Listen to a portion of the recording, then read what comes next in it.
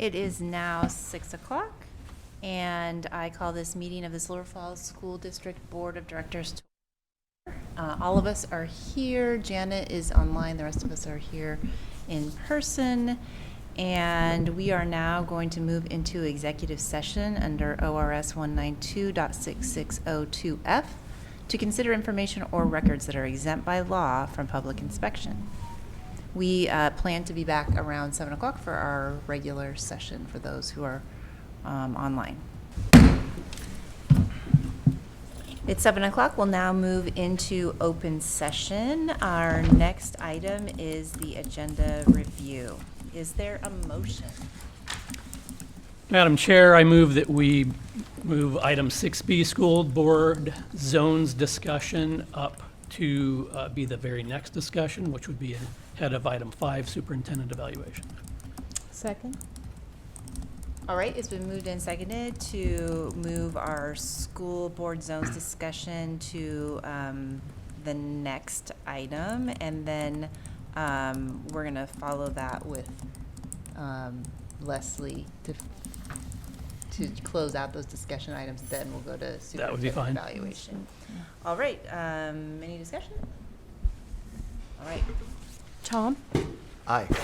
Jennifer? Yes. Janet? Janet's not online yet. Okay. Owen? Yes. Lori? Yes. Jonathan? Yes. Aaron? Yes. All in favor? All right, so next up, we are going to invite Christine Nesbitt from the WESD. She's our counsel to talk to us about her interpretation of an election statute regarding school board zones. So I did it for you. Okay, thank you. Thank you, board members. So an issue came up earlier this year related to the rezoning that took place in April 2022. And I would like to provide some public information about that. So just as background for the audience, in April 2022, the board decided to adjust zone boundaries in compliance with the law, and as a result of the census, which is issued every 10 years or taken every 10 years. And it, to its credit, was a very neutral process in which the board focused primarily on looking at the population distribution. It looked at different maps in making its decision, and I'm sure that it took into consideration the directions of the Secretary of State, which were to, not draw the map for political purposes or for favoring political parties or any particular incumbent or any particular person. So what happened next is the board did decide to adjust its geographic boundaries of its zones, and based on the newly configured zone boundaries, 2 school board directors now live within the newly configured Zone 3, and no director lives within the newly configured Zone 5.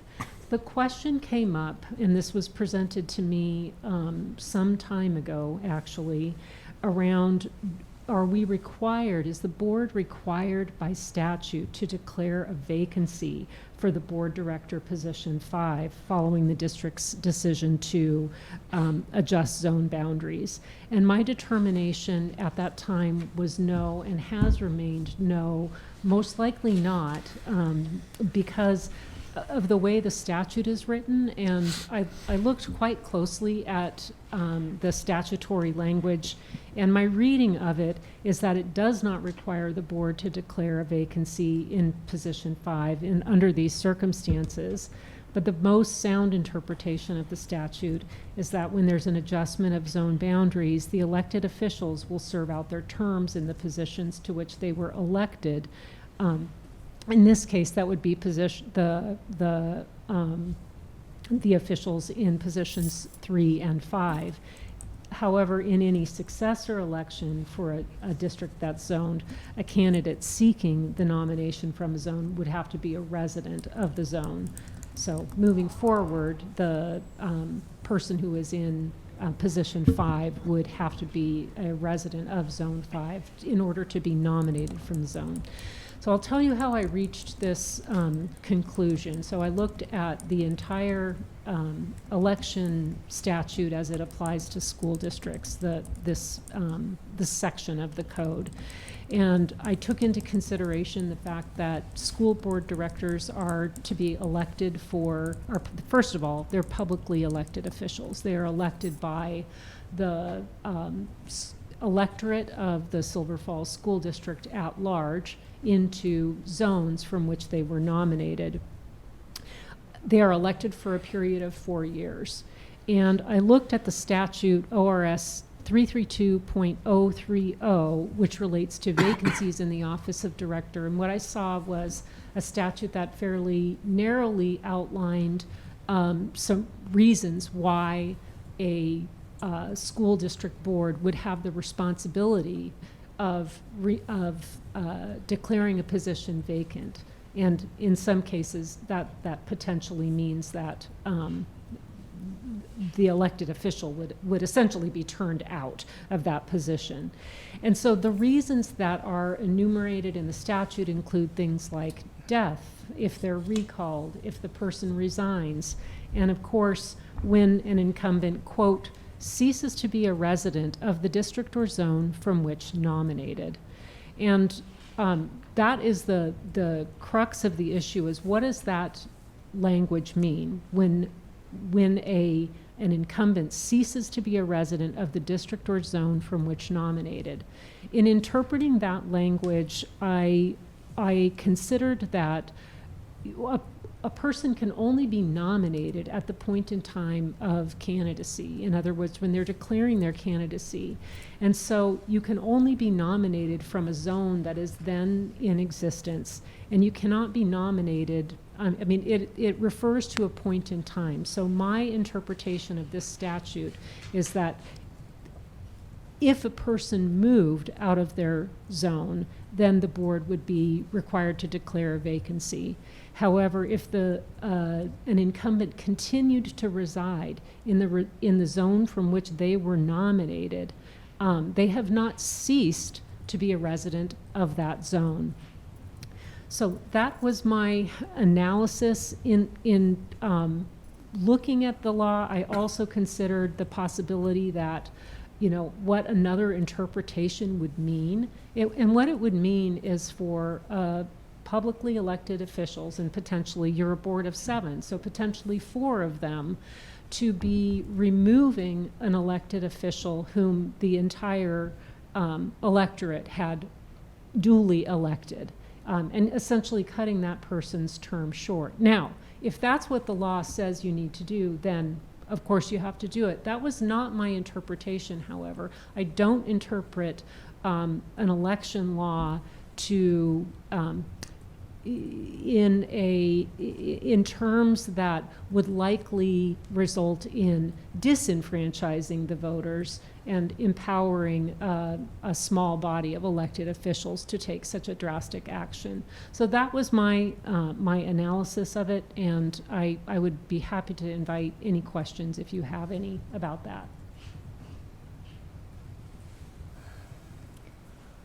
I don't have any questions, but I think it would be a good, maybe to the benefit of the public, just to note that we discussed this matter briefly here in executive session tonight, as is our right under the executive session laws, but collectively decided that it would be to the public benefit to hear this discussion and to hear specifically our attorney speak about the advice that she's given to us, just so that everybody really gets the benefit of all the information. Thanks, Owen. Other questions, comments? Janet? Yeah, I just wanted to sort of emphasize or reiterate something that Christine had said, and that was to just harken back to when we actually did the rezoning, and that our intention at the time as a board was to be as politically neutral as possible in those rezoning decisions, and to use the data that was provided to us and to really look at those zones in a very objective way to decide on what seemed like a really fair and reasonable calculus in terms of how you decide to rezone those or redraw those boundaries. And so, the fact that we've discovered this just recently speaks to the fact that that was an entirely, objective and neutral process. And it seems to me that this decision, based on our attorney's recommendation, is consistent with that neutrality, in the sense that if we were to start making decisions based on if the board had the opportunity to redraw boundaries that would then result in members being, vacated, that seems to me to be a pretty slippery slope and kind of a dangerous precedent towards taking the power out of the hands of the voters and putting it into a potentially political framework. And so I just wanted to sort of outline that, because I think to that extent, I'm very comfortable with our attorney's recommendation and her interpretation. Thanks, Janet. Well said. Yep, well said. One thing that I wonder about is policy. Like, should we consider updating our policy to account for a situation like this in the future? Is that something that we can do independently? I do think policy matters in this instance. I mean, the elections issues for school boards are primarily a creature of statutory elections law, and as legislators yourself, acting in your legislative capacity, I do believe that some additional fleshing out via policy could be helpful in this instance. I note that your legislative policy on vacancies, it does not currently require, doesn't say anything contrary, in fact, supports the interpretation that I provided, because it doesn't say that there will be a vacancy declared in the event that there's a rezoning, and through that rezoning, someone, we have two elected officials in one zone. And so I was happy to see that you had no such language. I think you could look at taking that even a step farther and possibly clarifying the process around that you have here. It is a novel situation, but it may, to avoid consternation in the future, I think it could help you. Yeah. I'm grateful that you came and you stayed here in the public meeting and explained and walked us through this again. Thank you for that. You're welcome. Thank you. My pleasure. Yeah, yeah. Thank you. Thanks, Christine. Yep. Appreciate it. Okay, thanks. Thanks so much. All right, next we're going to move to discussion item 1, which is the integrated guidance budget and Leslie Roach is going to be our presenter on that.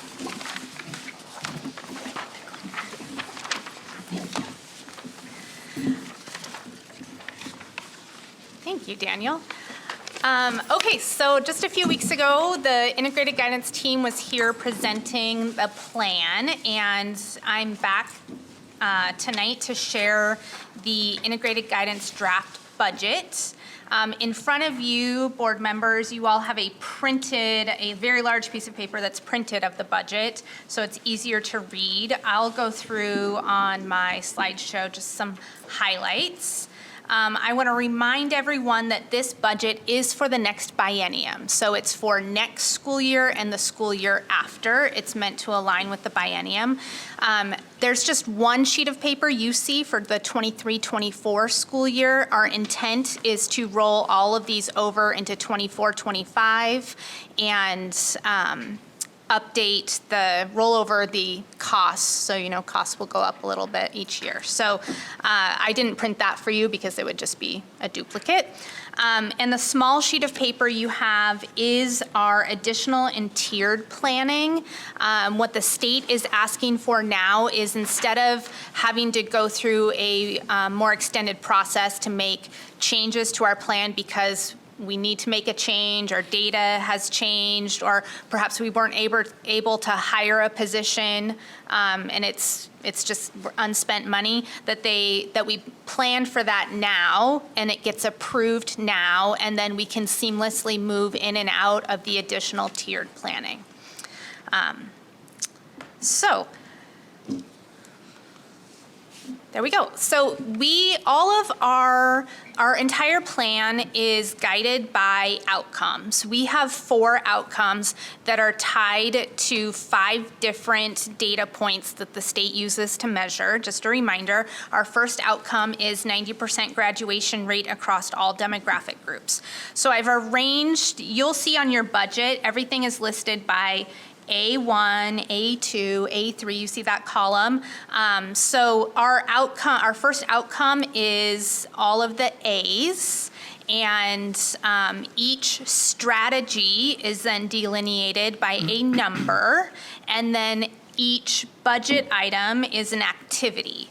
And so in your budget, you can see the very granular details of all of the different activities. If you lump this together, this is our biggest expense for all of our budgets for the next biennium is really focused on graduation, providing dropout prevention supports for students. This is adding both a licensed and classified student success position at the high school. Providing advanced learning opportunities for high school students. This is providing early college opportunities through Shemeketa at the high school. Providing therapeutic and alternative educational settings for high school students. So this is all of our staff members plus contracted services, supplies, rent, and utilities for Sequoia Falls Academy. Sequoia Falls Academy is 35% of our SIA budget. So it's about $1 million for all of those items when you add them together. We also pay for a 1.0 position at both the middle school and the high school for alternative education. And that's in the same strategy. And so that is in there. And there was some confusion during the last presentation because those 2 positions were grouped in with the Sequoia Falls position. So just to clarify, it's Sequoia Falls is the therapeutic setting, and then we have 2 separate teachers that fall under alternative education.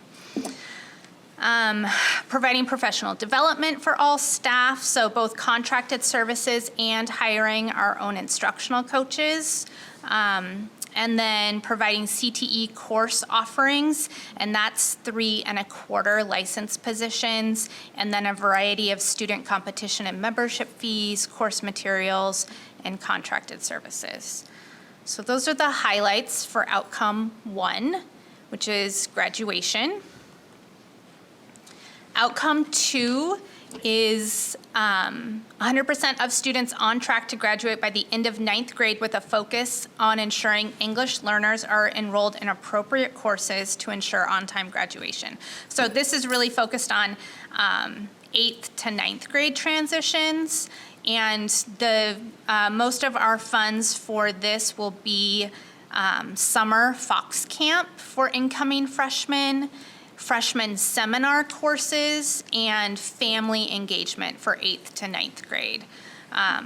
You can see B2, we do have a B2, which is provide 8th grade counseling to transition successfully to high school, but at this time that's in our tiered and additional planning. We would like to add more a counseling position that really focuses on helping 8th graders transition to the high school, because we know we have 4 high school counselors. They're each assigned 1 grade level, and that senior counselor is really focusing on seniors graduating at the same time that our 8th graders are looking at transitioning to be 9th graders. And so adding someone to focus on transition we think would really benefit our students, but at this time it's not in our original allocation that the state has given us. Our third outcome is 53% of third graders reading at grade level across all demographic groups, and that is focused on implementing a multi-tiered system of support.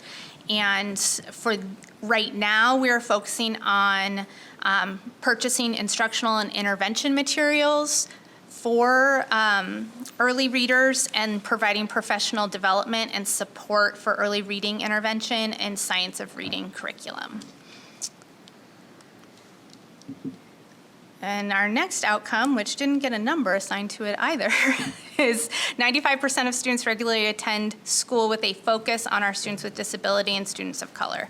So this D is another very large expense for our plans. Engage and collaborate with the community in a sustainable ongoing system. So that's all of our community engagement work.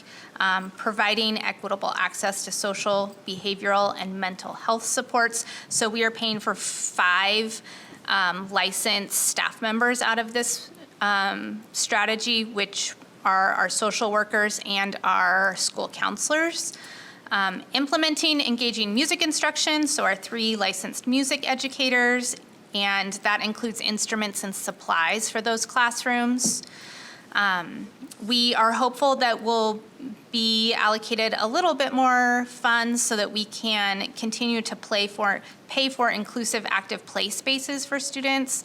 We contract with Playworks. We're increasing our professional development for our classified recess staff in this area and purchasing more playground equipment, hopefully. And then our last strategy is providing a safe and welcome space for families to access school information, and that is our bilingual community liaison position. So those are the really big highlights.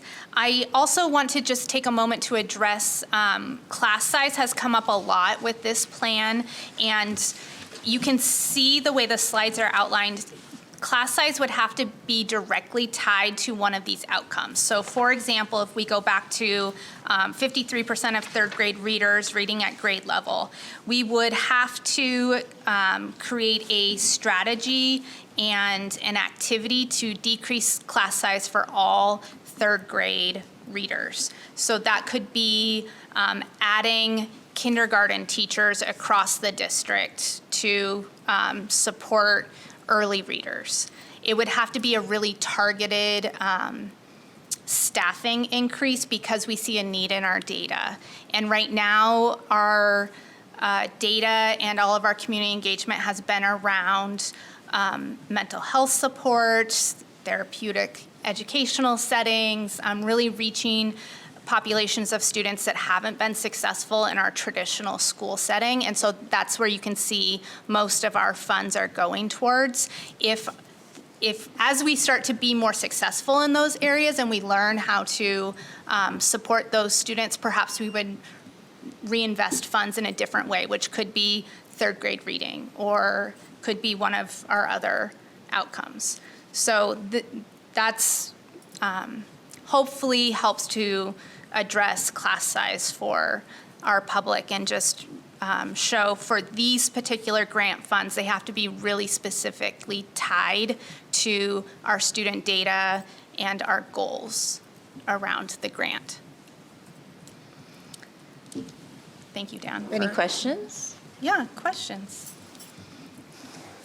Well, I've got one, and first of all, I just want to say, fantastic. I love the spreadsheet.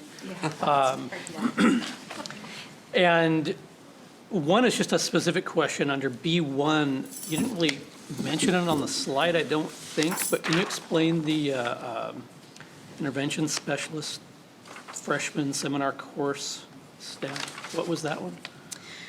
So in the high school has been really delving into supporting freshmen helps with the transition into high school success. So having a summer Fox camp to start incoming freshmen off, so that's the Fox camp, and then a freshman seminar course. So their hope is that they would be able to offer a specific class for freshman students that would help tie them in and teach them skills that would help them be successful in high school. I see. So it's a staff member who's teaching that class as you described it. Yes, it would be Okay. adding a course. Got it. And again, this is the dream budget right now that we're hoping to fund, and we'll see how that works. I think it would be probably a little more spread out around staff that we currently have. But that is our high school administrator's dream, and we'll see how that goes. Okay. I'm sorry, they're happy to come and answer more specific questions. This is a lot out of the high school success budget as well, so I'm not as familiar with all of the details of that, but Patrick and Dr. Barnes were here at our last presentation, and I know they'd be happy to attend again to answer more questions. No, you've answered mine. Okay. I don't want to take up all the air. I do have another question, but I want to let somebody else. No, that's fine. Anybody else have a question? Go ahead, Jonathan. Well, it's actually more of a discussion item perhaps than a question. So last time around when you guys were presenting, I ended up being, I think, a little bit intrigued by that 53%, right, third grade reading. And you just happened to have brought it up also mentioning, well, maybe at some point we really start looking at that. And it occurs to me, none of these things are things you don't want to support, right? They're all things that I think have a lot of merit, and the goals seem like they're great goals. But that particular one doesn't get a whole lot of love out of this budget. And so I'm just wondering what that might look like and how, again, just broad discussion, maybe board and or the rest of you. I just thought that was an interesting point you brought up, and Yeah. how you might see that changing in the future. Yeah. So if you remember last year, we had a really large part of our budget that was devoted to that goal, which was purchasing new materials for K-5 reading instruction. So we spent a little over $500,000 on that last year. And so our hope is that by doing that investment, all of our work on building the core with guaranteed and viable curriculum is working on really closing that reading gap, and so that teachers are supporting kids in their class with instruction. So hopefully we're going to start to see an increase in our student reading data with the work that we've already put into it, but we're going to continue to work on that multi-tiered system of support, which is what you see in the budget right now. So it's a smaller amount for right now in hopes that our last investment is really where we're going to see the improvement.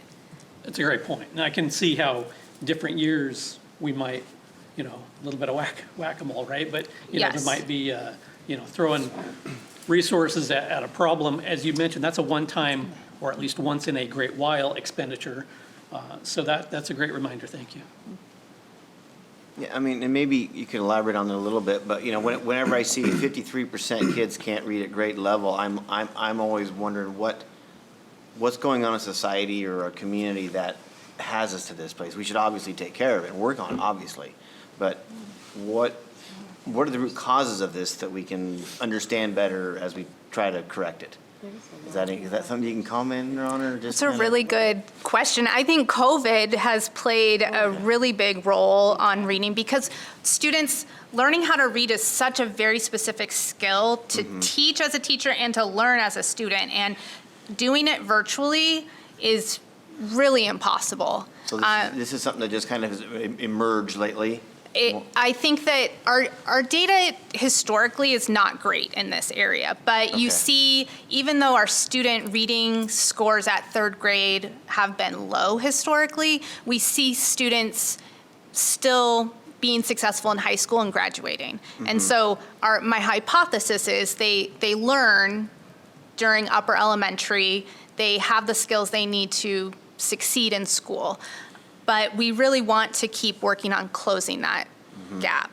And so I think that COVID has played a huge role on it, and we're seeing at both ends of the spectrum with our young students learning how to read, but with also our older students feeling successful and connected social emotionally, making friends, being connected with school. So we're really tackling a lot of issues right now with this plan. Yeah. And so that's Including the science of reading bit, right? Because I'm not sure if that was district, every single teacher was implementing that kind of curriculum, but now they will be. Yes. And that's something that's been missing nationwide in how we teach kids to read, so. Yeah, we can't teach kids the more advanced education that we desire if they can't read good. So that's just that number, every time I see that, I just go, wow, and I'm just, what happened? So, COVID thank you. and other things.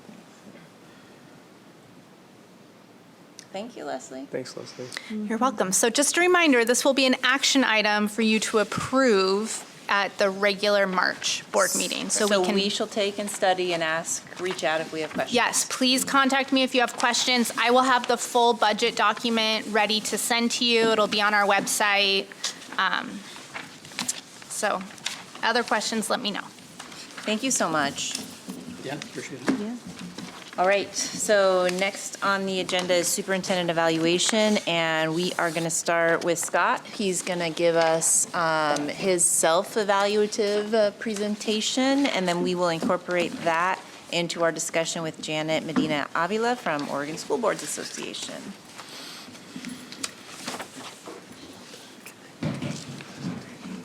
Good evening, board. And I've spent the past couple days reading the feedback that you had for me. And I just wanted to say here tonight that in my 25 years as an educator, I've never received feedback as thorough as the feedback I received. I read every single word of it. Every single word meant something to me also. And so I'm really proud of you as a board and thankful for taking the time to sit down and really think about the body of my work this past year. It's very reassuring to me that you have knowledge of my work and its impact. And I just wanted to make sure that I thank you for that. This evaluation, I've always said I want them done in open session. And there's a big reason for that, and that is the number one expectation we have of leaders is that we model the giving and receiving of feedback. That is so critical for a learning organization like a school district. We have to be able to model not just giving it, but also how do we receive it and what do we do with it. And so I want to start off tonight because I'm going to show you in this presentation, it gets a little wonky, as you know, the past 2 years that I've done this, because I need to take my goals and shape those around the COSA framework, which is not hard to do at all. It's just a little wonky the way it all works out. My goals have to be set so they're meaningful for me in a theory of action. And so if you bear with me, I'll walk you through this. And so I always like to, I've got to switch mine too. I always like to start out with our strategic vision and focus for this year. And you know this because you've seen it 100 million times by now. This is just a different representation of our district strategic plan. This is what I like to call our focus. And what's different on this visual is these two words that have really been intermingled into everything we do. Number one is teamwork, the other is feedback. So I want you to keep teamwork and feedback in the back of your minds, because what we're trying to get at here is the student experience. And of course, all of that is linked to research. The effect size for both are astronomical, and 1.57 effect size for teamwork equals how many years? Anybody? 4? 4 years. So a child can make up 4 years worth of gap if teachers have collective efficacy, if they have a belief that children can rise to the expectation. For visionary leadership, thank you all for your feedback on that. Hopefully I just covered that. And that's just a continual process. And as you know, we have a 5-year plan for academics. And it takes a number of years to get to an inflection point to where we really start seeing results. And so we're in our 3rd year now, and I'll explain a little bit more later. And I really think the results are coming this spring, but really next year once we start data teams. And this gets us to the first theory of action. And I'll give you a chance to look at that for a minute.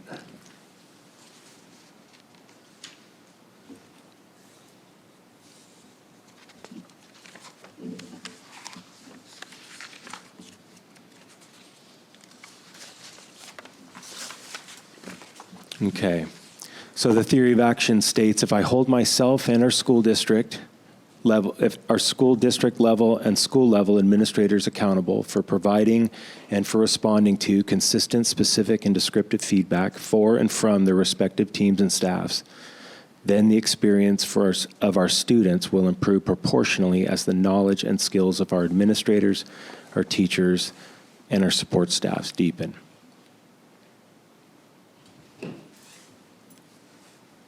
And so this is a chart, if you will, that I rolled out to you earlier in the year around our strategy for the first goal of the strategic plan, which is all kids on track to graduate. And our key strategy for that is to implement a guaranteed and viable curriculum K-12. And so that each year, a child can be guaranteed access to the same core curriculum as every other student in the district. And we make a promise to our community, and we can prove that. Because now on our district website, if you go to curriculum, you can pull up any projection map you wish, and you can see what standards are being taught and when throughout the entire year. That's our commitment. That's our commitment that if you send a child to us, say in 4th grade, your child's going to receive a full 4th grade year worth of standards. All of the adult actions we've implemented here, from projection maps to completing the district-wide unit mapping, that will be 90% done by June. And the 4-day assessment cadre, 100% will be done by June. We're on track for that. Common summative assessments, we're well on our way to having those ready to be implemented. And teachers receiving feedback in student engagement strategies. We've received quite a lot of feedback around that, and our teaching and learning department is working on how to gather more teacher input to make those as meaningful as possible. The results indicators, we've met the results indicators, focused agendas for all PLC teacher teams, and I'll show you how we monitor that in a minute. Use of admin monitoring system by school leaders, I'll show you that. All units provided with feedback. That is the expectation written into all of our principals' evaluations this year, that all units that are teacher team created will have received feedback from their administrator. And we're well on our way to meet that goal as well. Active school walkthroughs. Leslie and I visit every school in the district every 2 to 3 weeks on a rotation. So we're in 3 to 4 schools a week, and then we rotate that. And we pick up a lot of information there, and I'll talk about that in a minute. And then evidence that students know what they're learning. So learning targets are clearly posted. Students can articulate what it is that they're doing in a lesson if asked. And that really comes from, not from my observations, but from principal observations, because that's what principals do as instructional leaders. And my job, of course, is to work with principals who are working with their respective schools. This is the progress monitoring feedback form that we use electronically. This is feedback to units. And so right here's the key, proficient or good progress. And this is how the district monitors this. Each school has their own for the school level. So when we go through and we look at the school levels to see where, say, Silverton High School is in their feedback, we will look at their school's progress, but then we'll record it here. And so it's not a gotcha. It's just maybe something's not reviewed, right? We just haven't reviewed it yet. Maybe there just isn't any progress, limited progress. And then up here is where we really get to, the promised land with having a complete unit. And you can see where we started in November and then how we're ending up here in February. So it's looking really good. And those are all schools in the district. That's how we monitor. Our principals know exactly what we do. We flash this up just about every principal meeting, so everybody's clear on how we're doing as a district. If we're going to evaluate our leaders on a certain topic, we need to make sure that we're super clear with how we're doing. And not being afraid to adjust along the way. So we've built in some work sessions for principals, extra help, coaching, that sort of thing. But it's looking really well, really good. Again, this is feedback on the instructional units. This is something that I work with principals on deeply. And so this is something that Leslie Roach and I created. And we created this for one very good reason. In fact, I think we were sitting in my office doing a brainstorm, Leslie, about what is an instructional leader? What are they supposed to do? What are their dispositions? Because I will tell you that in my 25 years, I've never experienced a school district or a university preparation program that teaches the dispositions of an instructional leader. Now, that might seem remarkable, but it's true. This is never taught. And we intend to be the first school district to actually teach our instructional leaders what these dispositions look like. So when we're coming to your school, say, Jonathan, we're coming to your school and you're the principal, you know exactly what we're looking for. You know exactly. So pre-walkthrough, this year only, we want principals to notify their staffs. We want them to have a heads up, right? We're just coming in to see their good work. We want to see the projection map. We want to see the unit maps aligned to that projection map and the key strategies those teams are working on. And so I'll use Jamie, for example. We were at Jamie's school last week. Jamie has it all on his wall. These are the projection maps. This is where each grade level is. This is the key strategy they're working on. These are the priority standards. And when we go into classrooms, you're going to see they're all posted in the same geographic place. So they're very visible. And Jamie has his teachers lay them out on their desk, their units, so they're lesson plans, if you will. That's one example. Another example, we go to Central Howell, Leslie Carsley has a system that works for her. Mm-hmm. It's like a 5 square foot clipboard. It's a clipboard. She walks the around biggest with. clipboard I've ever seen. But that works for her, and each principal has to find a way that works for them. So there isn't a specific recipe. All we want to do is make sure we're teaching the dispositions of an instructional leader, and then they can put their own personality to it. And so during the walkthrough, we're looking for ownership. Does the instructional leader lead us? We are guests in their house. So when I come to Owen's school, I want Owen to tell me what time it is. When I ask a question, I want Owen to say, we'll get to that later, Scott. Or, good question, let me answer it right now since it has to do with our walkthrough. So that's what we mean by ownership. When I come to your school, Jennifer, there's no question who the instructional leader is. And so that's during the walkthrough. Handles distractions, so doesn't get distracted easily. That's a big one. A lot of times principals would say they're going on walkthroughs and get distracted 10 times before they make it to their first observation. And that's a problem. So when you're doing observations, you need to have that set that you'll take care of that stuff later, if it's not in imminent danger, right?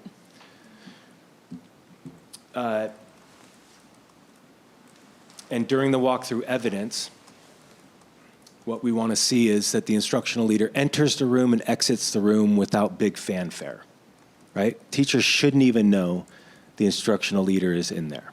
They get so used to having visitors that they don't even notice. That's in most of our schools, by the way. They don't even notice. And if they do look up, they know we're just in there to see their good work. And that's always a plus too. We want our teachers to know that they're doing good work. We look for look-fors, obviously, for learning targets. What is the point of the lesson? What are the kids supposed to do? What do we expect kids to learn? So when I walk into Lori's classroom and they're working on persuasive writing, I want to be able to look around and get some idea of what they're looking on rather than having to interrupt Lori's instruction and asking her. Make sense? So then I can see, okay, that's the focus. Now I'm going to look at the student work. So it's really looking at the focus and looking at the student work, not necessarily the teacher. If the teacher's in direct instruction, then we'll watch the teacher and then we'll watch the students' work. And those are just a few of the evidence gathering. Reads the walls and surroundings for additional standards-based artifacts. And when we're on these types of walkthroughs, we encourage principals to be taking pictures because they're finishing their observations while they're with us. That's what we want. We don't want to come to a school and say, here. We want to come to a school and at least lighten the load a little bit. So if we're going to be visiting classrooms, let's do some observations while we're there. And some principals schedule their observations around our visits. And then the most important part is after the walkthrough. What do we do after the walkthrough? And that's when we debrief the evidence that we've collected. Usually the walkthrough has a focus, and the instructional leader chooses that focus, and we share with them our evidence and our debrief, and we ask questions. We just ask questions. We don't say, why didn't you do this? That has no utility. We want to ask questions as to, you know, we saw the kids doing this, but the teacher was actually teaching about that.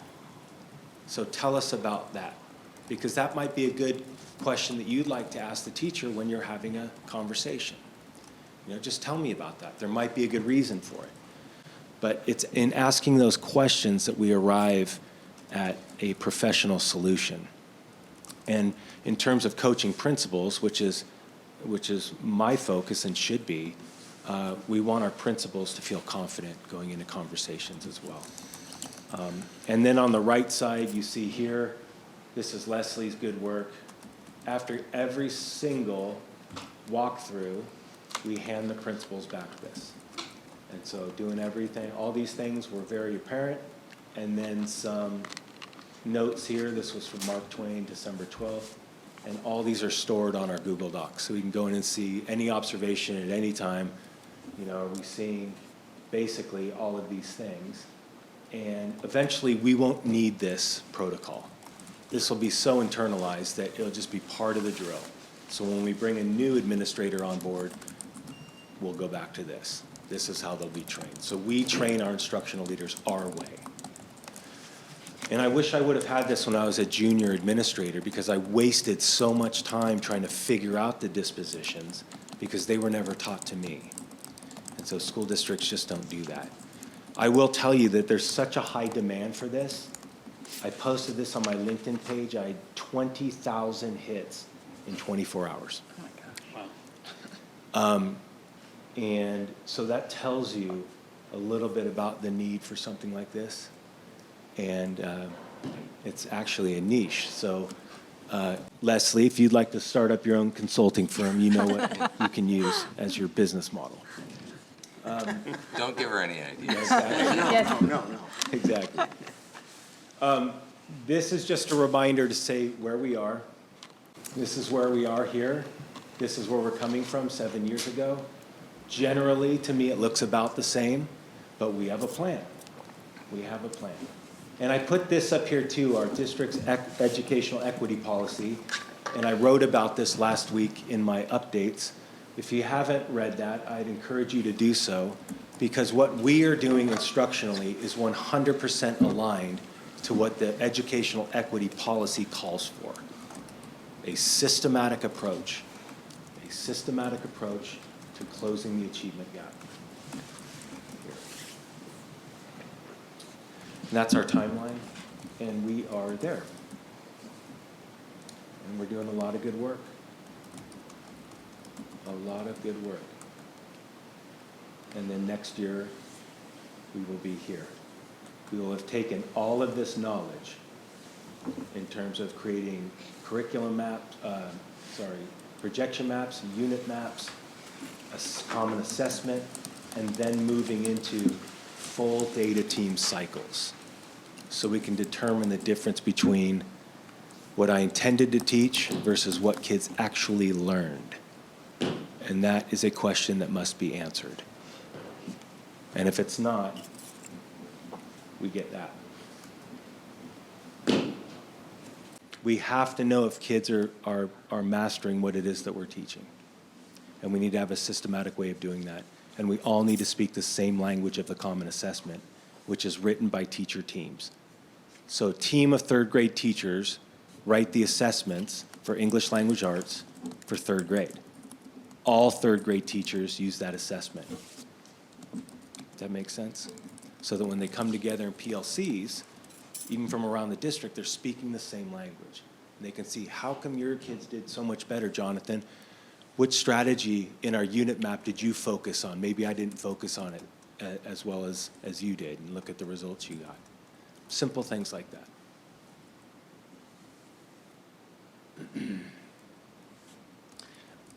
You wrote feedback to me about the way we hire. Nobody hires the way that Silver Falls hires, and my hope is that you've already seen some of the talent that's come to Silver Falls and fits right in with Silver Falls staff. We started out with the principal selection process. Sione Thompson, the principal of this high school, was the first one to go through that. And that's an 8-stage, multi-stage, multiple cut point selection process that is designed to give us the data we need to understand whether or not the candidate has met the standard. And I wrote about that last Friday as well. And we feel that those performance tasks, the red dots, get us to that point. And so if you look at the principal selection process, the first cut point is after the second round. The second cut point is after the case study. And then the third cut point is after 5, the staff-parent interactions. And then if a candidate has made it that far, they're all in. And I will tell you, if you want to know how many make it through, I would say, Dan, if say we had a pool of 10, 1 or 2 would make it. Yeah. 1 or 2. And that's exactly the way we want it. It's not impossible. It's totally doable, but you have to have the right skill set, and it can't happen by accident. You're not going to fake it by just filling in the Scantron and hoping. You actually have to demonstrate it through clear performance tasks. And the candidates know ahead of time what's expected of them. And so that we can say, you had all this time to prepare, now we need to see it.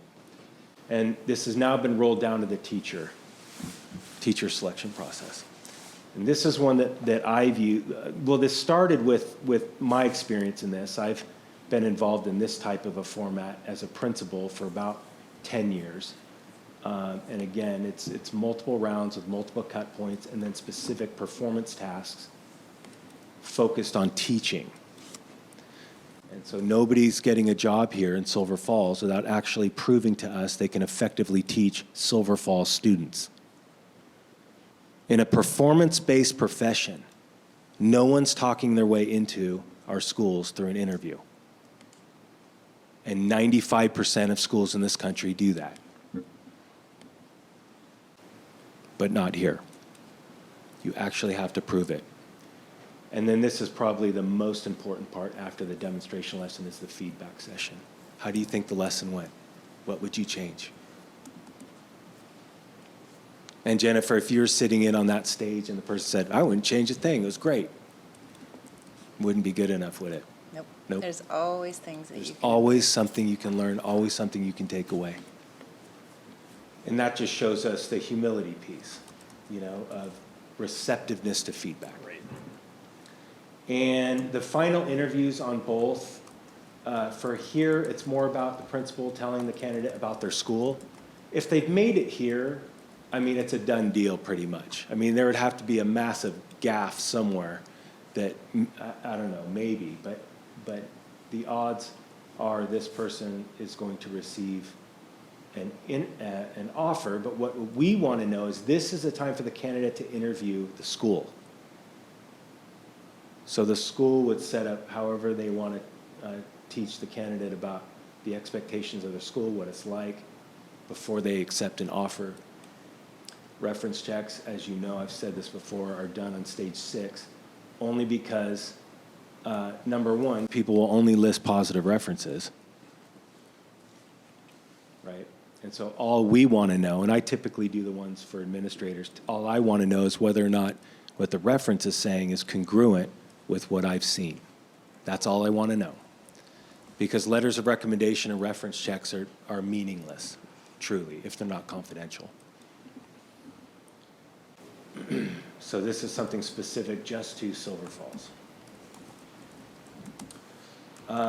The last, this part, goal number 2, and I'll just go ahead and read that to you. It's to build a system-wide infrastructure for consistent, uniform, data-driven responses to students' academic growth and their social-emotional well-being. And the theory of action goes, if we create a system-wide infrastructure, utilize norms that support collaborative decision-making, and consistently collect common behavioral and academic data, then all schools and SFSD will respond to students' academic and SEL needs with a universal and uniform process. This is otherwise known as MTSS, which means multi-tiered systems of support. This is the sibling to guaranteed and viable curriculum. So guaranteed and viable curriculum that's not it. That's not all we have. That's a strong core program to let us know who's responding and who's not. So if a child is not responding to the core grade level standards, and we can ensure that that core is being taught at every school, and they're not making progress, then we have to do something different. Otherwise, we cannot isolate the cause. So we have a strong, healthy core program. Then if students are not, if 85% of the students are meeting that, great. But the 10 to 15% of students who are not, we need to do something more. Because we can't intervention our kids to a healthy core. We can't do the reverse. We can't just stick them in intervention and hope they're able to access the core someday. It just doesn't work that way. So we got to start with a strong core and then work towards a multi-tiered system of support. I will say that this was a growing year. This was pretty much year 1 for MTSS. And you'll see some big picture core things in SEL that we need to have in place. So in guaranteed and viable, that's academics. Social emotional learning, we also have to have a core program. And so we have student code of conduct. That's our first year of implementation. We're piloting that this year. And then we have PBIS in all schools.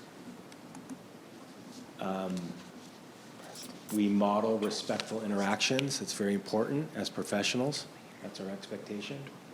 This we have not completed yet. We have plans for this on how to do an inclusive scan of a school. We just didn't want to introduce anything new. But this really isn't anything more than checking off the evidence that would lead us to believe it's an inclusive school. So it's pretty straightforward. We just haven't implemented it yet.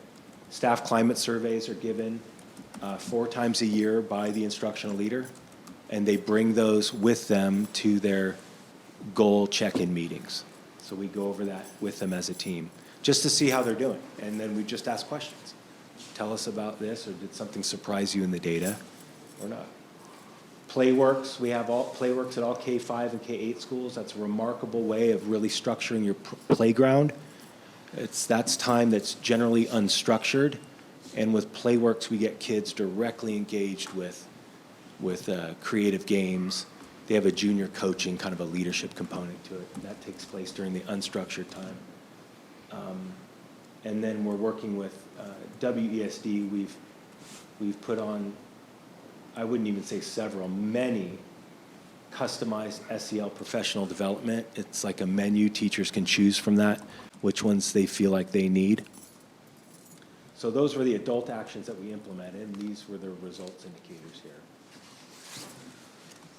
So students have regular opportunities to share individual experiences. Every single school, K-5, K-8, has community circle time.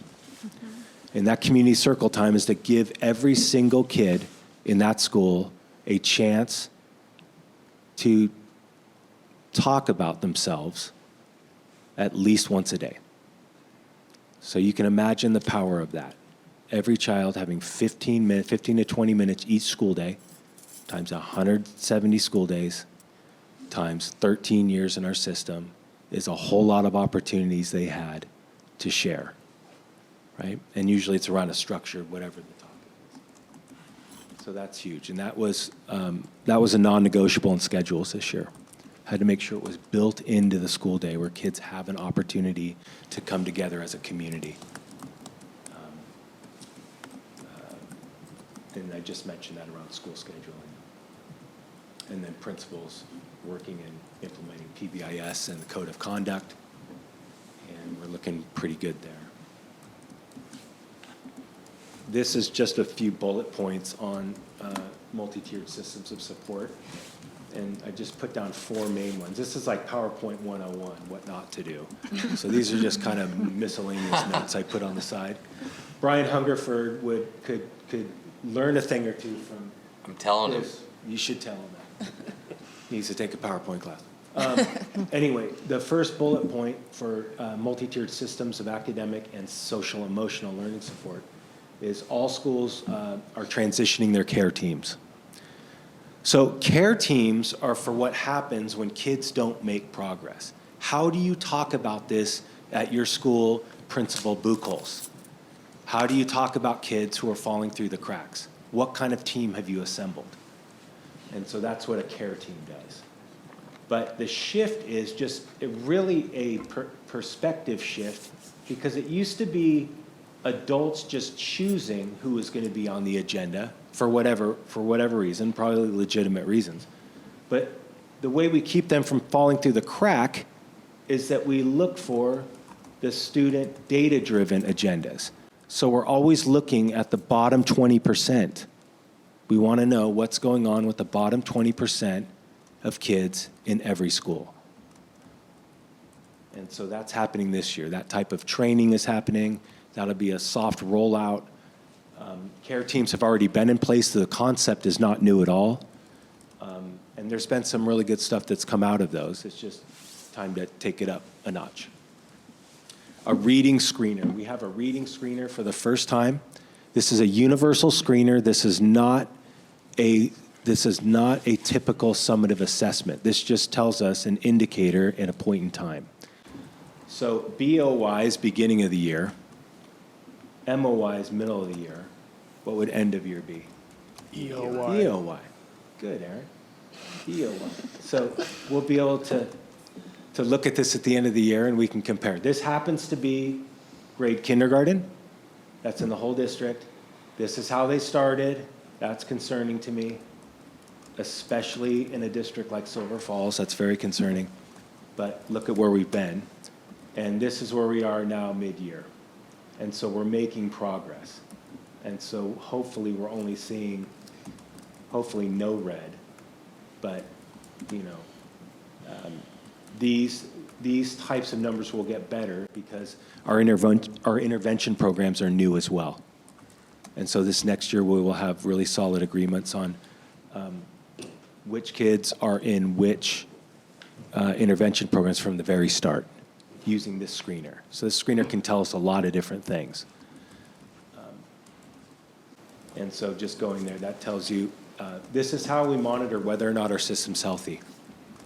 So this will tell us the bottom 20%. And we do this 3 times a year: fall, winter, spring. So we always have a measure of how we're doing as an overall system. And that's new. It's DIBELS, it comes out of University of Oregon.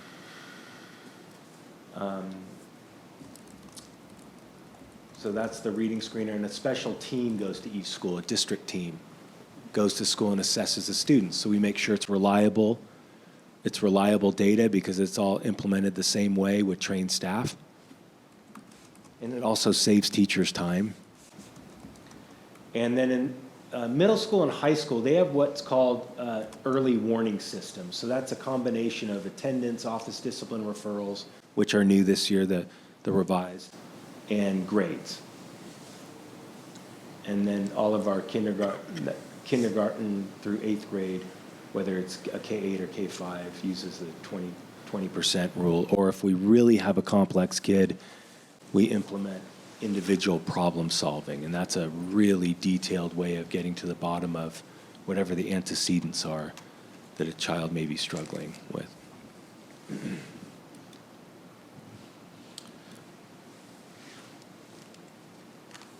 And that leads us to the bond. So the goal of the bond is to place a general obligation bond on the ballot by November 2023. And the theory of action reads, if I ensure the execution of the steps as outlined in the 22-23 SFSD focus, then I will have prepared the SFSD school board to confidently take action on the bond recommendation, which will then be placed on the ballot for the November 2023 election. And I am happy to report to you that under adult actions, we did everything we said we were going to do. And on the results indicators, those are the indicators that we got back. So formal listening and learning sessions, a report will be completed that will go back to the bond advisory committee before they make the final recommendation to go to you. The bond advisory committee will finalize the bond recommendation in April 18th, as a matter of fact. And then that will go to the board in June, and you will take action on that bond, if you wish, if you so choose, if you think that that's what's best for Silver Falls School District. And we will have one more round of polling after that, after the final recommendation. These are some others that didn't quite fit. So Standard 7, the financial management. I think it's important to remind everybody that our budget outlook is still very unstable. For the budget to reach a current service level, does anybody know what it needs to be? State school fund dollars, you're saying? Yes. 10.5. 10.3. So 10.3. Right now, we're budgeting off of 9.5. Yeah, 9.5. We were going to go at 9.7. We decided as a team to go conservative, 9.5. There are certain estimates that the governor might come out with 9.9. We haven't heard any talk of 10 or 10 point anything. That's what COSA, our professional organization, is pushing for. So we just hope that it's more than 9.5. But keep in mind that we lost 40%. We lost 400 kids, and 40% of those kids have been recovered, which is about what we thought. We knew we wouldn't get them all back. The state school fund does not keep pace with inflation. We do not get extra money because inflation goes up. We're stuck with the same amount of money and higher levels of service. And we're also negotiating 2 collective bargaining agreements. So the classified collective bargaining agreement starts next month. So those are really important things to keep in mind.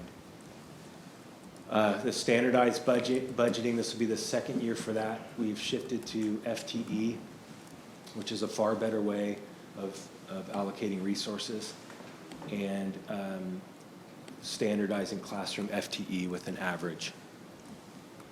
And then the general obligation bond you see there. I just went over all that. Also, I want to make sure that I point out what an incredible job Steve Nielsen does in the business office, not just because he's an outstanding accountant, but because of the capacity that Steve Nielsen builds in his staff there. And so we have a succession plan already built in, and that's 100% Steve Nielsen. The entire culture of the business office is palpable. I call it his shop. So in his shop is very much a positive culture. And the last one, of policy and governance, that's really my work with you. And as you know, I have a meeting with each of you once every 7 weeks. And those are geared around feedback. My feedback for you, your feedback from me. If there's not any feedback, we have plenty to talk about. It's also a time to build relationships and get to know each other. about other things. I think that's very critical for you to know as much about your superintendent as possible, and for me to know as much about you all as human beings as possible. You all get my weekly report. That I work on all week. It starts Sunday, and then I push it out early Friday morning.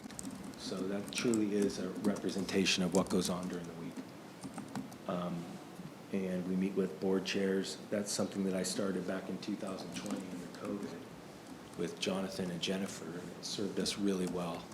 And so we ended up keeping that Thursdays for 1 hour. And we always stick to the hour, too. We never finish early. And I think that that's a really healthy sign for me, that there's so much to talk about. We can fill the time with things that aren't just on our list. And then I think we've done a terrific job of not surprising each other with issues or with information. And I certainly want to point back to how much time and effort each of you put into your written feedback for me. As I said at the beginning, I've never had an evaluation as meaningful as the one that you gave me this year. It really was evident that you spent a lot of time thinking about the type of work that we've done, that I've been responsible for, and I cannot thank you enough. I'm so grateful to be where I am because of you. Thank you. Any questions? I just wanted to say thank you for bringing up Playworks, because I had totally forgotten about Playworks, but it is so impressive. It's awesome. Yes, so. I had it as a principal, too. It was just great. Definitely an SEL. Yes. Great thing for our kids. SEL for the core SEL, so all kids get it. And the other thing I wanted to comment on is I think that's incredible that principals are scheduling evaluations during your walkthrough time. I think that's really, that's amazing. That's really great. Well, in our thinking, Leslie and I, Dan comes on a lot of them, what we, again, want is, at least in my experience, in Dan's, Leslie's experience, we all came out of our principalships around the same time. We never had an example of a central office person coming to our school that didn't dump a whole lot of stuff on us and leave. And so we want to change the tide. When we come, we want to make your life easier. So we'll walk classrooms with you so you can collect evidence, or we'll collect some evidence for you and text it to you. We'll do the debrief out in the hallway so you can write that down, and then you're done. We're out, you're done. It's on to the next school for us. I really enjoyed that. I mean, I'm not an educator, but I could follow that steps. Everyone knew what to expect, and it was just kind of full of, the way I would educate new farmhands kind of a thing. And it's just, these are the pattern you're going to see. And anyway, I can follow that. Yeah, if you're working on a piece of machinery, where are your hands? Yeah. Right? Yeah. So when you're starting up, where are your hands supposed to be? Yeah. It's the same type of thing. You're teaching that. Yeah. And with repetition and repetition, it becomes these 6 things, but then 25 good things flow from that. If you do these 6, it goes easy. And usually it's a pattern. It's a pattern. And usually if there's an issue somewhere, it has something to do with the pattern that you can go back to and talk about. Go back to the basics. Any other questions? All right. Okay. Thanks, Scott. Thanks, Scott. Janet, are you ready?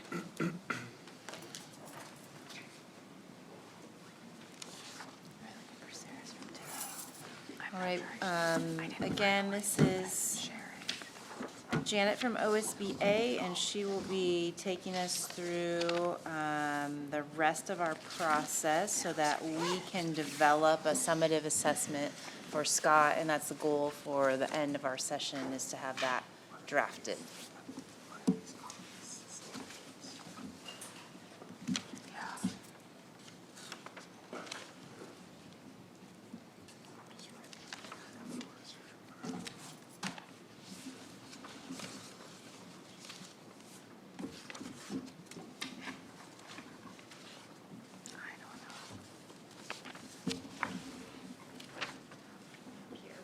All in the meantime, we will be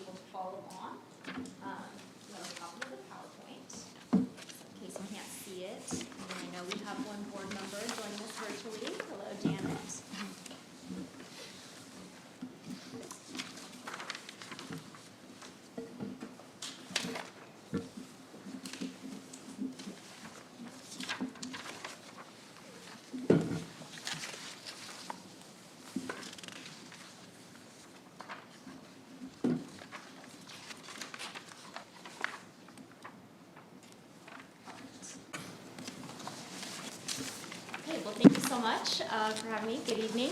So today we're going to be talking about, as part of the evaluation process, you as a board wanted to include the targeted feedback surveys. So you're going to get a summary of those results here in a moment. Just a reminder, again, it's part of the overall superintendent evaluation process. So you have the superintendent performance standards, the goals, which you've just walked through, the evidence of performance, which you just heard from the superintendent, that's one part, and then the target feedback survey, which is optional, is another part. And so you're going to utilize all of those individual parts to come up with your overall summative evaluation that we're going to do after the TFS summary results. So just a quick kind of reminder and refresher.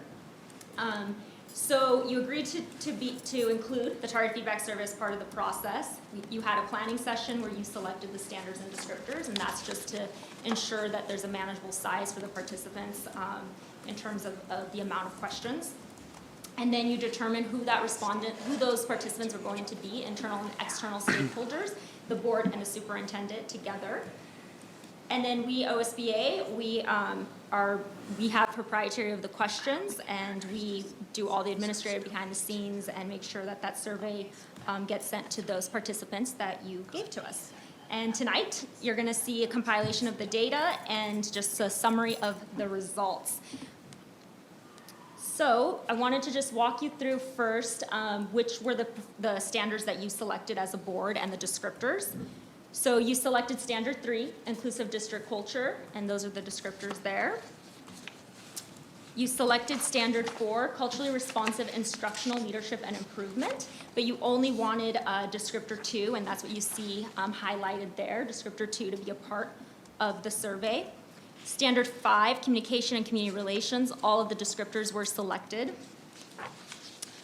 Standard 6, effective organizational management, all of the descriptors except descriptor 3, that's why it's not circled there, was selected as part of the survey. And then you had 2 options to do open-ended questions, which we do recommend. And you'll see here in a moment that the other questions are all kind of in a scale format for the responses, except for the open-ended questions. So it is a great opportunity to do that. So you agreed to kind of tweak it. I will be full transparency here. Unfortunately, there was an error during the processing of the survey, so we weren't able, that's why I have it in red, we weren't able to just add that tweak of a language. So we still were able to create patterns and everything, but I just wanted to be very transparent that unfortunately those 2 words weren't able to get included. All right, so TFS summary results. So I just wanted to start with a kind of snapshot overview to kind of, so you can see an overview of the overall. For staff survey, there were a total of 17 participants on the list. Of those, 12 completed the survey. And so that's what you see there, 71% response rate for those who did and completed the staff survey out of 17. There were a total of 22 questions, and again, the questions are tied to the standards. They're tailored to the specific audience, and that's why you see less questions on the community side. And then the only questions that were skipped were the open-ended questions. All the other ones were 100% response rate, but there was a 75% response rate for the open-ended questions. And we'll get to that in a moment. For the community, kind of similar, a little bit of a lower response rate, 9 out of 16, so 56 response rate versus 71. And then there were a total of 13 questions. And then open-ended questions was a bit higher. There weren't as many skipped. There was an 89% response rate. So for standard 3, which all descriptors were selected, this is descriptor 1 results. And so you see here side by side the staff results and the community. So again, I'm not here to interpret the data. I want to give you some time to look at it, look at the numbers. Ideally, you want to be in the always category. However, this is really a growth tool model. I do want to make that clear. And so meaning if you decide to do this again next year, you'll be able to then have a comparison to see, and ideally you want to see the left side of those numbers, the always, most of the time, sometimes increasing. So this is really kind of like baseline data for you right now, since it's the first time you're utilizing this tool for the superintendent evaluation process. So I do want you to keep that piece in mind as well. So I'll give you a moment to look at that. Also, I would recommend if you see any area that you want to be discussing during the summative evaluation, because again, you want to utilize this, the results when you're doing your overall summative evaluation of the superintendent. So I would recommend if you see anything that you want to kind of discuss later on, just circle it, mark it, make a note to yourself. This was the results for descriptor 2. So evaluates, cultivates, and advocates for equitable access to safe and nurturing schools and the opportunities and resources necessary to support the success and well-being of each student. So again, side by side, staff and community, and you can kind of see where there's differences and where maybe there's similarities. So just take a moment there to look at those numbers.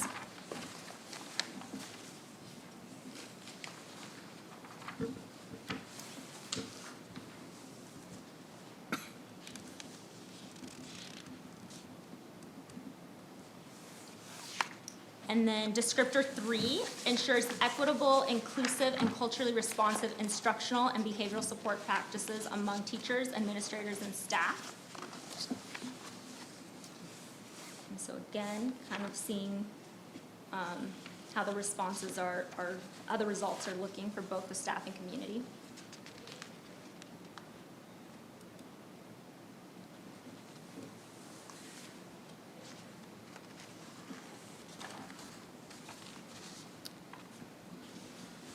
And then that completes standard 3 results. So standard 4, again, for culture responsive instructional leadership and improvement, only descriptor 2 is selected. And for this descriptor, this is really where only the staff can give the most insight here. So you're gonna see, that's why you see the results in just blue for staff, to represent the staff. So those are the results for that particular descriptor that the board selected.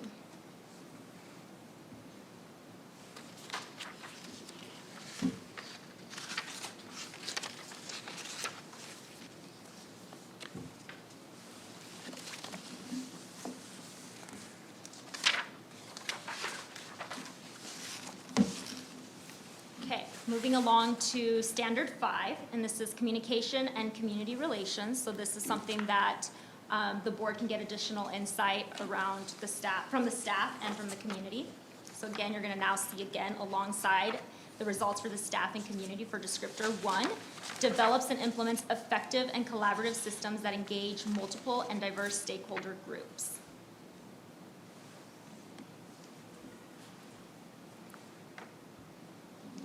Those results.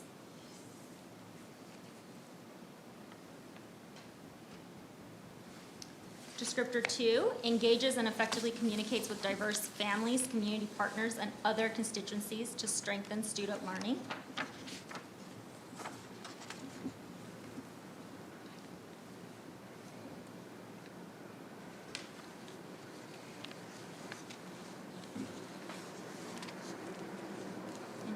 Seeing, pay attention again to the left side and the right side for kind of where the ranges are falling.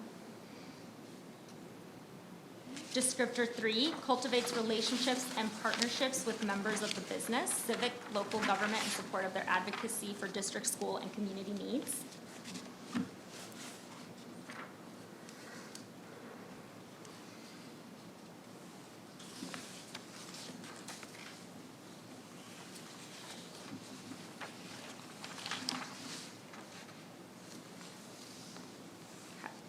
And then the last standard, standard 6, effective organizational management. And these are the descriptors that were selected. Again, the only one that was not selected was descriptor 3. And for this one, this is a standard that pertains to the staff predominantly. So that's why you're gonna see now just staff results. So for descriptor 1, implements equitable strategies, processes, and systems to recruit, hire, develop, and retain high-performing personnel who demonstrates a shared commitment to student success.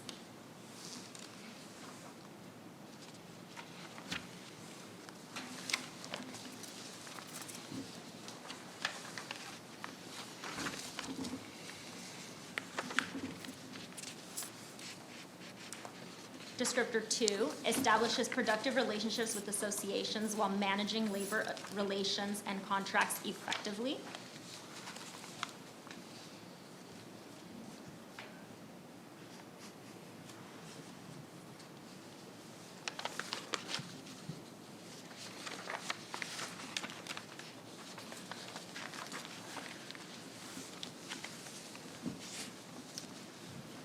Chapter 4 creates a comprehensive system of professional development for all staff to continuously improve and increase leadership capacity.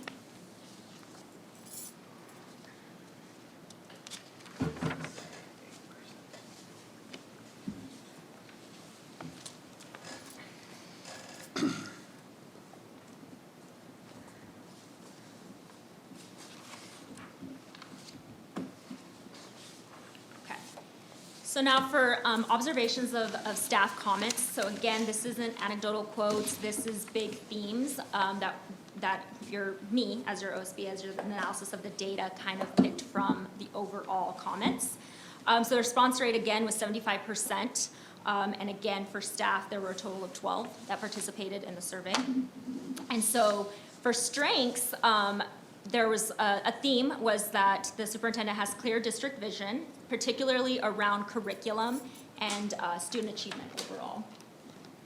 Strong leadership and communication skills, and then builds positive relationships, which kind of goes hand in hand with communication skills.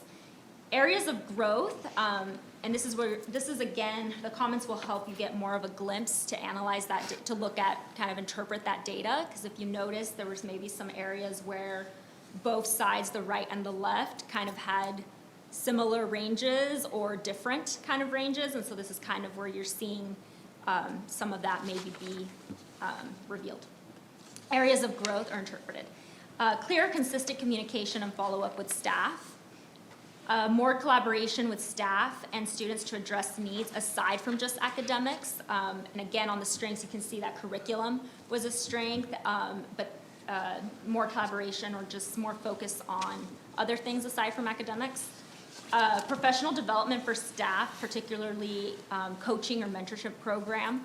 There was a theme that there is, new staff and administrators, and so it's important to have that coaching mentoring program. And then last, district culture and climate, just kind of overall stronger staff relationships. And so those were the staff themes for strengths and areas of growth.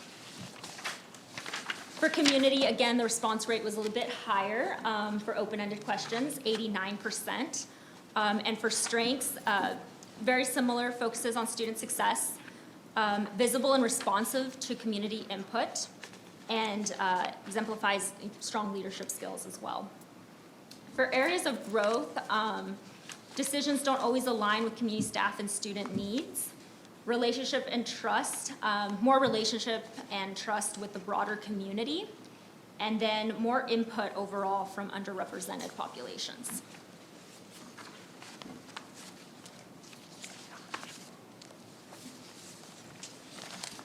And that concludes the results for the TFS. So you can either kind of discuss right now, or if you want to pause and wait until we jump into the summative evaluation to kind of discuss, because again, you want to utilize these results as one part to help you with your overall summative evaluation. Any thoughts on preference? So you want to talk about this now, or just utilize it as we go in the standards and goals evaluation discussion? I've just got a question, and I don't know if you can answer it or not. So 12 of 17 staff responded without, we don't need names, but was that evenly distributed among type of staff? Or was, were there whole groups that were completely not represented here? I'm just kind of curious, because, there were only 17 and 5 didn't answer. And if those 5 were all teachers or all principals or all, some particular group, it would sort of change the way you look at the data, perhaps. Aaron, do you remember, because we were the ones who were in on the selection of the folks. It wasn't like scientific as far as like we had a few administrators and then a larger group of teachers, but it didn't exactly match like a ratio or anything. We tried to get a wide representation of folks that had dealings with Scott that could answer the questions. Because some might be like, I don't know. We didn't want to get a lot of I don't knows. So you feel like the 12 that responded give us a nice broad I guess that's my question. We don't know who responded. Oh, okay, so We're that was, we're all that was why I blinded. was So it aiming was it all this way. I was kind of anonymous curious, as far as, okay. without any specifics, but was there an entire group left out, or was it evenly distributed? Yeah, we don't know who responded. Yeah, we don't know who responded, but we did have a list of employee groups and then chose Right. folks from all. So from the- hence my directing that this way. Right, and so to keep the, it is anonymous, and Right. so we can't tell you who Yeah, from your which is fine. list did complete the survey. So when you get the answers, you don't even know. I don't even know. Okay. Yeah, it's completely it. anonymous. Okay. Yep, Okay. correct. Yep. Good question. Any other comments? I wondered about the one slide that had 25%, 25%, 25%. Like, how did that happen? Yeah, that one was interesting. That cultivates relationships. Yeah. That's more of an outward-facing kind of relationship. And how many people answered the question, survey? 3 each. Okay, So, yeah, got 3 it. in each All one. right. Yeah, you gotta It think worked. about the Worked overall out. number, because there's Yeah. 12, yep. You gotta think about the survey number. But yeah, why that happened, I cannot, Well, no one, I it- mean, there's no way to really know. It how. mathematically makes sense, thank you. Great.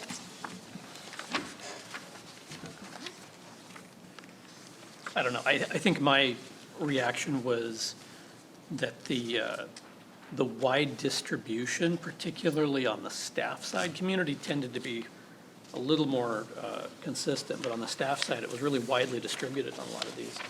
And I think that's interesting, so perhaps during discussion, that'll come up, I don't know, but I thought that was interesting. You think that perhaps having a larger pool might tighten things up a little bit? I doubt it, I suspect that was statistically, representative. But I just think it was intriguing, and it probably, I guess, implies work that can be done to be consistent with messaging, to be consistent with relationship. Because some people, always, yes, slam dunk, and other people never. There's a big difference between always and never, Yes. right? Maybe Yeah, there's a there- bit of a wide distribution like that, given the scope and the amount of change we've had in the and just the change itself creating a bit of noise, right? We have COVID, we have a new superintendent, we have multiple new administrators across the district, we have implementation of a new curriculum, we have curriculum mapping and unit mapping and assessment, lots of change. Maybe that is just a reflection of a lot of change going on in a short amount of suspect time. it is, yeah. Amidst the chaos we had in the world during COVID. I'm just wondering. No, I think you're probably spot on. You look at, anytime you see that type of distribution, these are subjective responses, right? So you're putting your own lens behind it. But, if you feel like the work that's being done is really positive, yes, this is, I'm just reading one here off, implement effective and collaborative systems that engage multiple and diverse stakeholder groups. When you feel like things are going well, yeah, sure, always or most of the time. And if you're feeling somehow disenfranchised by the whole process, you're going to score it as sometimes or never, and so anyway, I think it's indicative of perhaps relationship and messaging and some of those things. And I think I'm glad we did it, I guess, right? So. Well, I know what you mean, because some of it, like, when you were talking about, I think it's description, let me put on my glasses, description. One, when you look at don't know, with staff, it's 11%, and then there's this, it doubles, under that, so. And I would expect 8% community of would yeah. have more don't knows in general. Yeah. Which makes sense.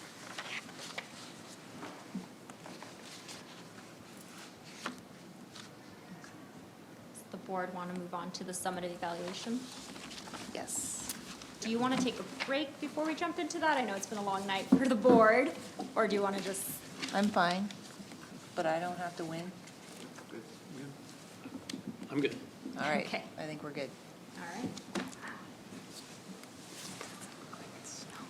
All right, so now moving on to the summative evaluation. So the board, as one of the parts of the process is for the board to do their own observations and do their own ratings of all the standards. And so you each had a copy of that and got to review it and kind of, I looked at this as well and kind of picked out where I saw kind of similarities in terms of growth and similarities in terms of strengths, because you want to focus on strengths as well as areas of growth. I'm going to share my screen.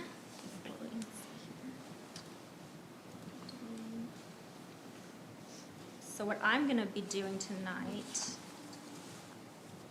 it lets me.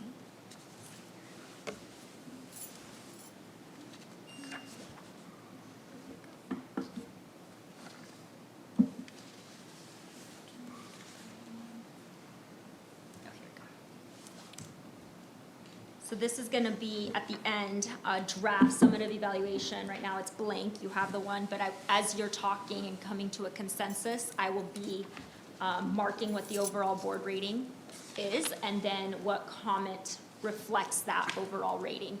And you can select from what's already in here. But I want to start one by one and then, again, utilize kind of what you heard from artifacts, evidence of performance, kind of, because you did this without the artifacts of performance and then the TFS, but now that you have all those additional parts, perhaps maybe your ratings will stay the same, or you may have some discussion and may want to build on what you've already kind of done. So with that, let's start with standard 1, visionary district leadership. Everybody has a copy of the compiled, correct? Okay. So just looking at the overall scores, there's 4s across the board, except there's 1 3. That's the difference there.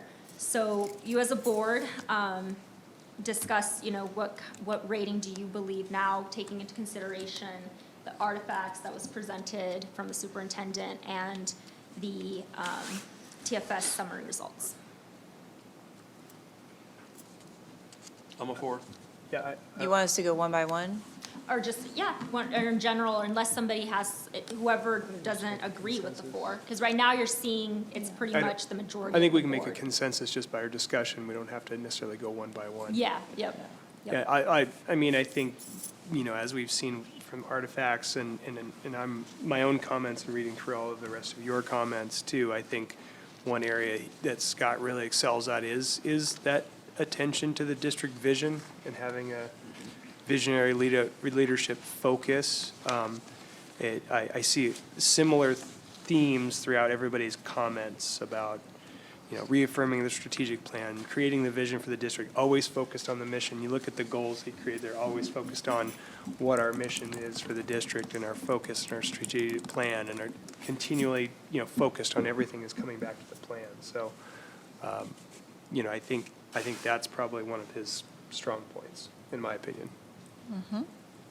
And as I read, I think in many of your opinions. So that's a good summary of the opinions. Yeah. Superintendent excels with leadership focus and the continuous improvement plan, is that what you said? I don't think, I don't More know. of a focus on the mission and the Strategic, goals. yeah. Strategic vision plan. Sorry, other districts might call it something different.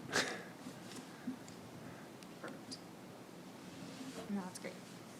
Yeah, I mean, in my mind, it's a 4, unless, yeah, love to hear other folks weigh in on I that. got no argument with a 4. Okay. So I'm going to put a 4 there unless there is a board member who disagrees. And I'm seeing everybody is in agreement. All right. So now, what comments, so looking at the comments, we already captured something there. Superintendent excels with leadership focus and strategic vision plan, but you had a lot of comments, so I want to make sure that this is reflective of that. So is there anything else you would like to add?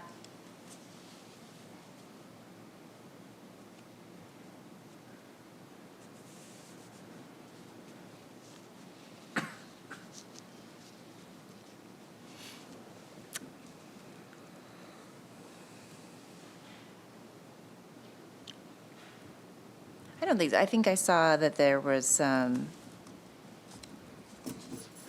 the theme that I saw in our individual comments revolved around diversity, like getting diverse feedback from community members.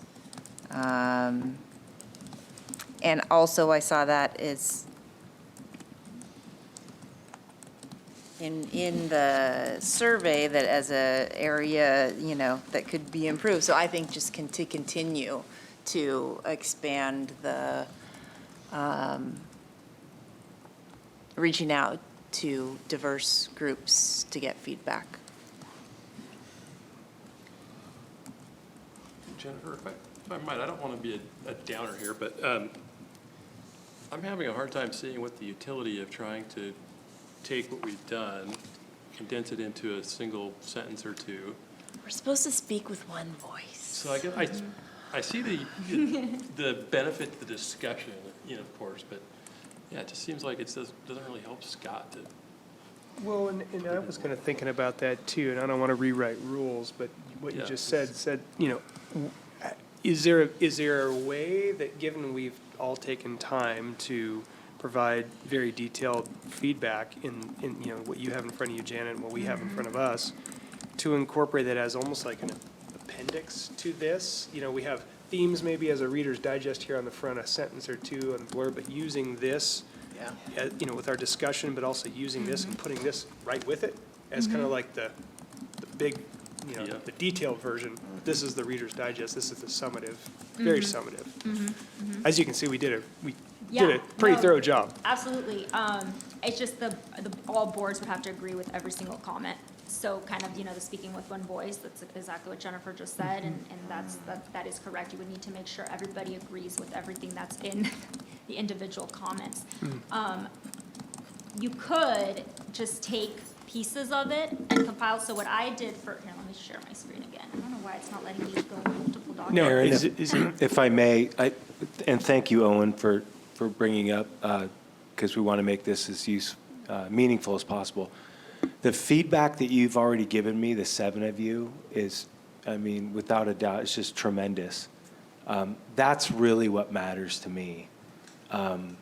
So to me, that's the board speaking with a voice.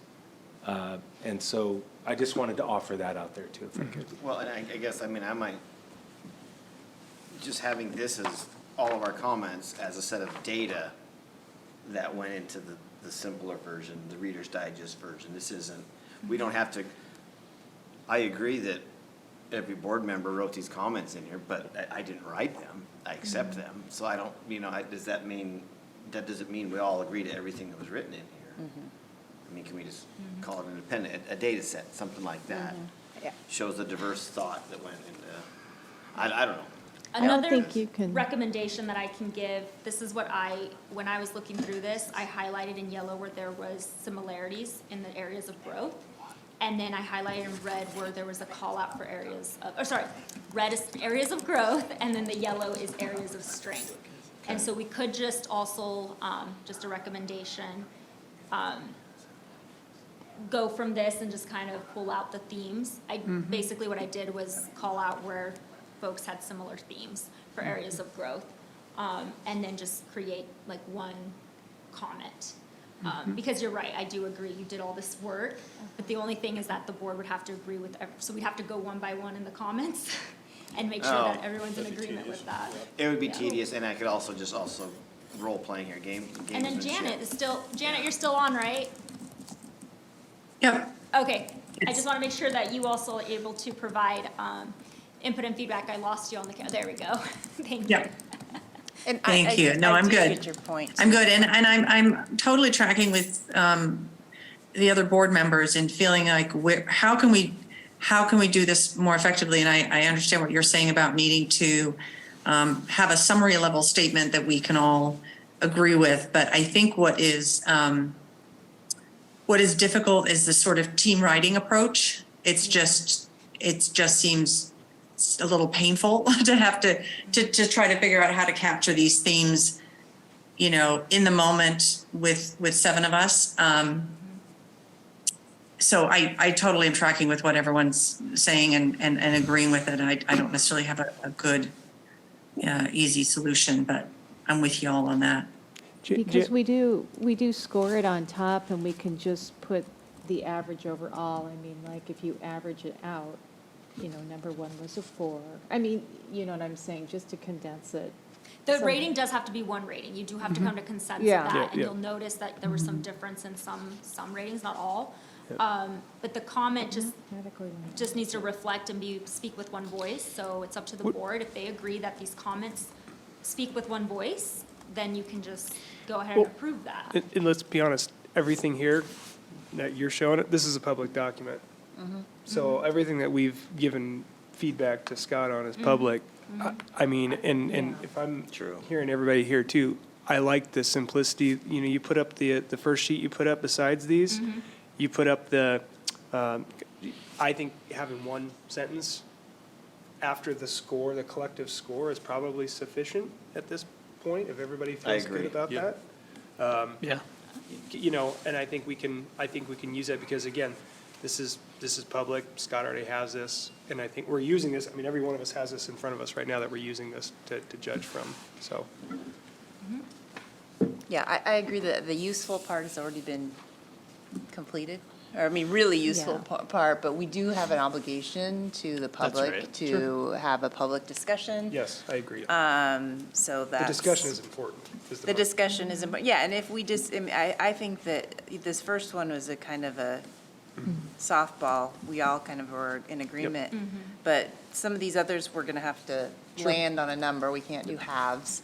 Right. And better, there might be more opportunity to have a discussion. So going back to your first sheet, Janet, the final, right? Which is the Yep. summative evaluation. Yep, let me go back and stop sharing this one.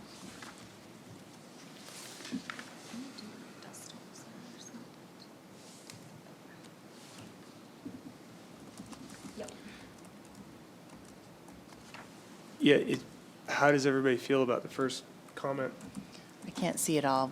Superintendent, oh, let me move this. What is this one? Janet. Beauty of Zoom. I know. Oh, there she goes. Bye, Janet.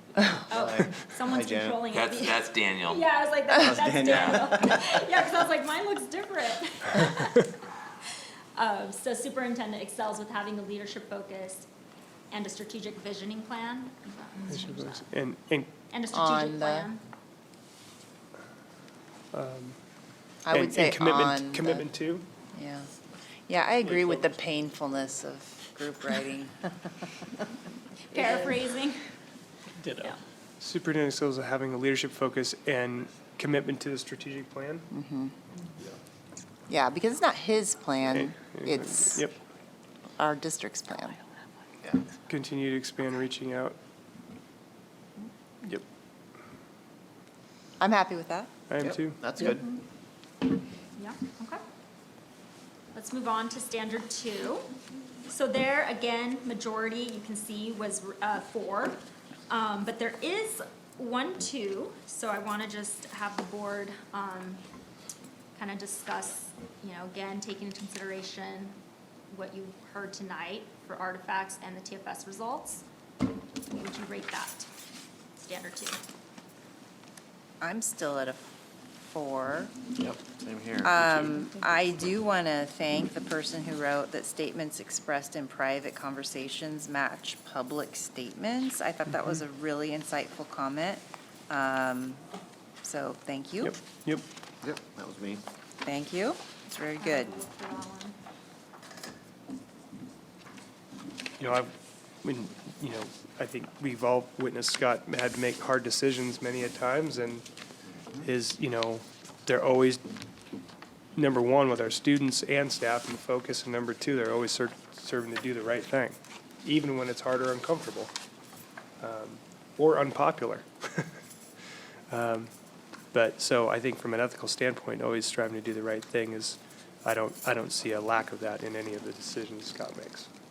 Agreed. Pet peeve of mine is hypocrisy, and I just don't see it ever with Scott. So that's, I think, a good indicator of that broad ethics and norms is when you walk the walk, you know.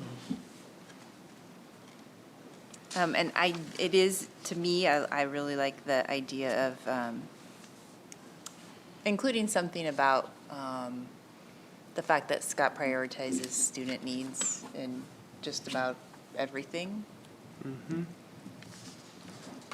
Yeah, good point.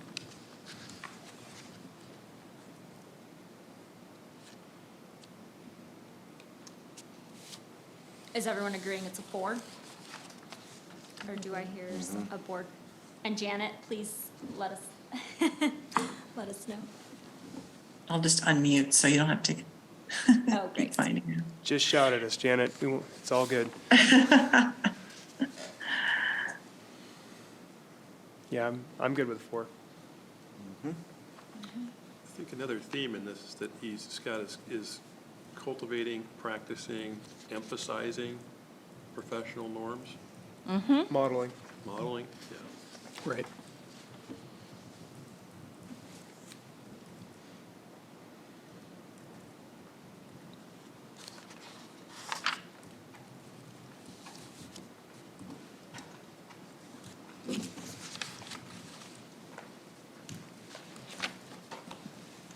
I'm hearing a lot of strengths. Is there any areas of growth in this one?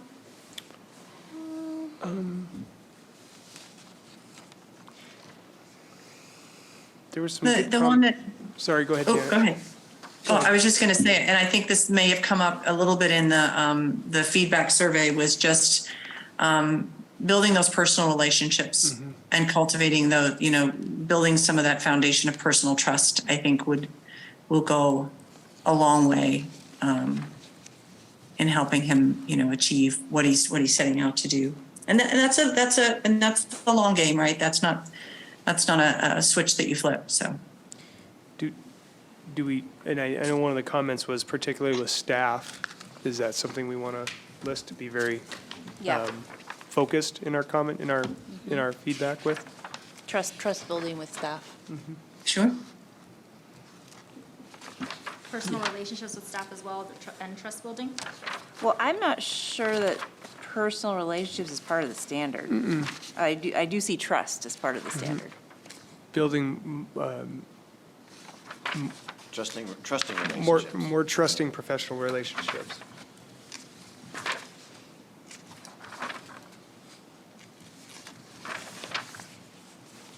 With staff? Yep. Does that capture the theme?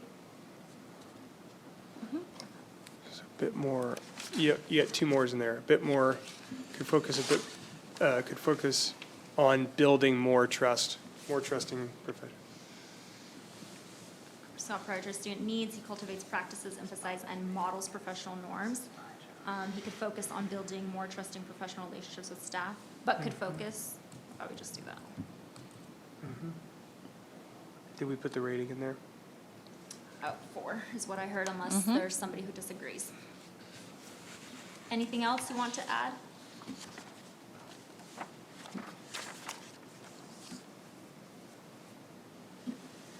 I'll look at what if I called in, I saw anything.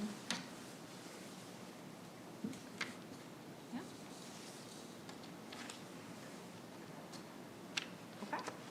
Can move on to standard 3. Here, there's a little bit of some differing in the ratings. So for standard 3, there are 4 4s and then 3 3s. So a little bit kind of split.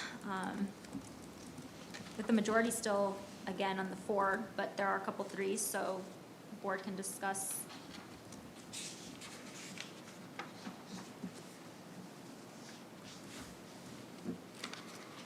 And I'll just add, remember that this is just rating for the past year. So make sure you're focusing on just the past year. And then remember what those, the key, you have the key in front of you, what a 3 means, what a 4 means. But if you have something you want to share in terms of why, with the board, why you maybe selected a 3 instead of a 4 or a 4 instead of a 3, this would be a good moment to share with your board. And I think we got to remember, if somebody gets a 3 on, it's not bad. No. Like, it's very, very good rating. I'll state it, I did put him as a 3, and it's not because of things that Scott is not doing. I just think they're continually be a work in progress.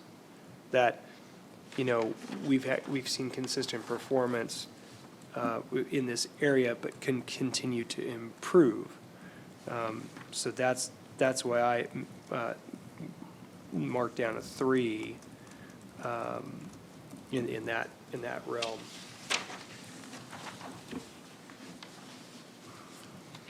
Maybe I'm being extra critical.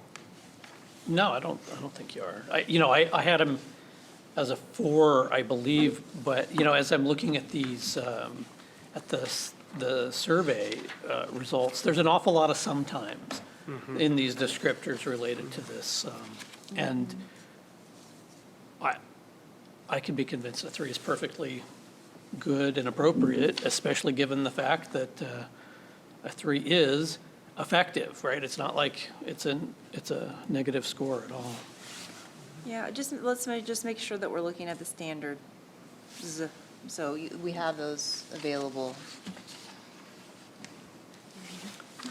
And I'm fine either way as well. I just want to make sure that we're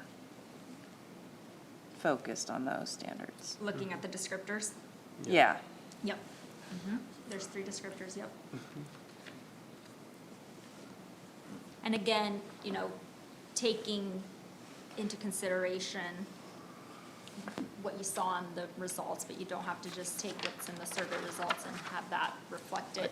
But absolutely discuss, what you saw there, Right. what you saw in the artifacts, if maybe Scott addressed something here in the artifacts. Well, the one multiple comments I think on on folks' feedback was his attention and really putting attention to Sequoia Falls Academy.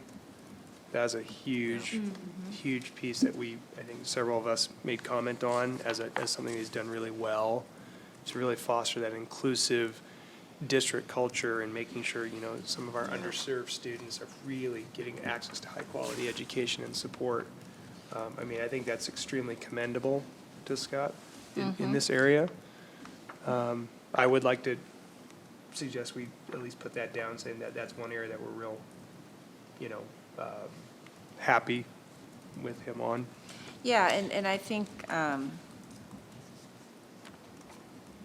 it's really clear that Scott is committed to every student having access to a high-quality education that's going to give them options throughout their lifetime. I don't have any doubts of that at all. I think a lot of things we still haven't seen the fruits of the labor on some of the things, and so that's why I'm okay with the 3. Yeah. I gave a 4, and I guess I've never seen a presentation where he hasn't touched on the groups of people that maybe fall behind and don't feel included all the time. So that always seems to be demonstrated daily. Yep. So that's all. And agree. I think that it's hard to, sometimes on these, you want to give the 4 because there's been so much work done, and yet there's still room, and so I'm fine either way. I can go either way, so. That's the way I feel exactly as well, and I guess depending on how much weight somebody wants to put in the survey, I think if you look at that, you'd probably have to say 3. But so I guess I can be satisfied either way. It's kind of where I am too, but that leaves us with at least 3 or 4 people that are kind of okay either way. So we're going to have to And you can't do 3.5. probably pin this one down. Yeah. Do you want to kind of do another run through, and based on discussion, does anybody have a different? I'm just wondering how we get to a 3 or a 4. Do we just have another vote? Hold up your hand, 4, 3s, 2s, 1, just settle it out? Well, how about those, let's do this. How about those who originally scored a 3, would you change yours to a 4? Because the majority, or if you start there, or those who did 4, would you change yours to a 3? I'd probably change mine to a 3. You change yours to a 3? Okay. I'm comfortable with my 3. You change yours to a 3 No, as I'm well? comfortable with my Oh, 3. you did a 3, okay. Well, if just one person, Just takes one, and it's now at a 3. yeah. So,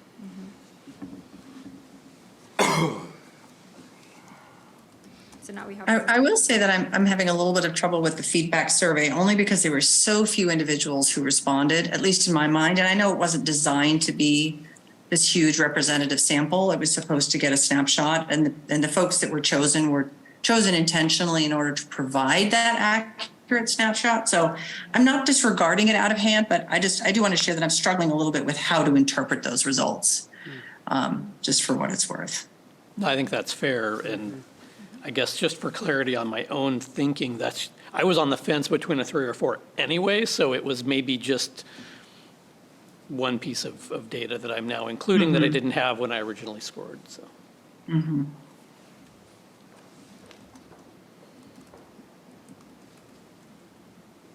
All right, I'm going to call that a 3. yep, Yeah, that's what 3. it Good with is. that. Closer to a 3 than a All right. 4. And so this is what I captured as you were talking. The board overall has seen consistent performance in this area, but would like to see continuous improvement. One area that the board wants to recognize is how well he fosters an inclusive district culture. I can just say Scott instead. Right there. Well, Scott fosters an inclusive district culture with the Sequoia Falls Academy. And he prioritizes and demonstrates how he's being inclusive. You said something, hold on, it was, he prioritized and demonstrated how he's being inclusive daily, I think it On a was. consistent basis. On a consistent basis. Yeah. Anything else you want included based on kind of what the comments? So I'm going to be super nitpicky. And it's in this one, and then if we might just bop right up, back up to 2 again, super quick. And that's the use of the word but. It's bothering me because it seems to, I don't know, it just sort of weakens. If you put and, Yeah. I think that's just, for me anyway, the but seems to just be so like, Yep. I don't know, like we're sort of half-hearted about it, and we're not. point. You know, it is Good absolute. point. We've seen consistent performance, and we would like to see continuous improvement. If you go back up to the standard number 2, absolutely. there's the same issue up there where it just feels gross to me, and it might be because it's midnight where I am, and so I'm going a little cross-eyed. No, that's so fine. I'm just typing, so if you see something that does not reflect the board, absolutely call it out, please. Okay. Yeah. Let's see, where, maybe it was number 1. Hold on. Oh, was there another one? Wait, hold on. Well, she already changed on number 2, Jen. Oh, you did? Oh, sorry. Okay, Oh, I didn't see it. yep, Yes. so number 1 And you could have focus on. Yes, thank you. I just want to make sure we're not, Yeah, um, absolutely. yeah. That's great. Thank you. Yeah, thank you. Okay, so let's go back to there, read that and see if is there anything else you would like to add? That looks good to me. Good? All right. Okay, let's move on to standard 4. I'm just gonna see to make sure. Okay. So standard 4, again, you're seeing a bit of mixed responses. 3 3s, 4 3s, and then 1 2. So there you kind of have Yeah. different responses, I- different ratings. I just want to mention on this one that I was surprised at the range of scores. I think the word culturally responsive in this title, I think it got us last time too. But I think Scott deserves a 4 in this area. If you look at the descriptors, evaluates, designs, fosters, and implements coherent systems of curriculum, instruction, supports assessment, and instructional leadership. Implements coordinated systems of support, including coaching and professional development for staff. Manages an appropriate system of assessments, data collection, and analysis that supports instructional improvements, equity, student learning and well-being, and instructional leadership. And then ensures instruction throughout the district utilizes culturally responsive practices, and all staff are trained. So 1 through 3 is a slam dunk, in my opinion. And I even think 4 is pretty much a slam dunk because the reason why we're doing those things is because we have an achievement gap and we've looked at disaggregated data, and we're trying to get to build instruction that meets the needs of all students. And so that is responding to all sorts of cultural things. So Anyway, I just wanted to say, I want to advocate strongly for a 4. If we don't have a 4 on this one, I don't know what we're doing. Well, I agree 100%, and that's why I marked it 4 as well. I think you're exactly right. The label that's put on this may be affected people, I don't know. Janet? Well, I yeah, Janet. was going to say that I agree that the first 3 are slam dunk, and I think the hangup that I have is may not be interpreting culturally responsive in the same way that you are. And so I guess, can we take just a second to clarify what we mean by culturally, because in my mind, it's different from simply, or not simply, it is different from the achievement gap. It's a different thing. And but if that's not what that standard is meant to be indicating, then if we mean something else by that, well, then I absolutely will go to a 4. What would just you don't know. like to see different in the number 4? What do we call the thingamajigger? Culturally responsive. No. Oh, Standard. the rating. Indicator, Oh, indicator. right? Yeah, what types of things would you like to see in the culturally responsive area, Janet? Well, I guess I would like to know what we mean when we say that. Well, yeah. Because Me too. I don't know. Well, yeah. Pardon me? No, because I mean, when I see culturally, I think of different cultures, and I don't see anything about cultures in the descriptors. It's all about teaching, Or is it referring to, instruction. or is it referring to the culture of our district? No, it's definitely referring to being culturally responsive, and I can't say that I'm an expert, but it's like, not everybody's the same, and we need to be, Different backgrounds, different, yeah. yeah, we need to attend to different needs. It's also a big reason why we have instructional engagement strategies, and we differentiate that as well, because we And- do have a significant need in this district to differentiate our instructional strategies, which is culturally responsive. And that's, the part where that's coming into play is during walkthroughs, right? Where that's where you're looking for, that's a look for, is the engagement strategies.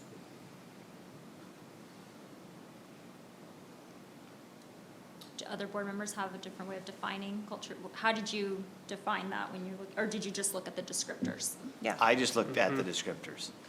And that's what I went off. And so, I mean, I'm looking at, the descriptors, they don't quite line up.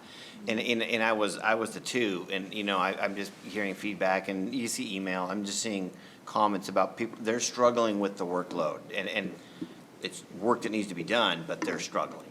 I'm hearing some feedback for that. So, it's a tough time to do this, but anyway, that was the comment.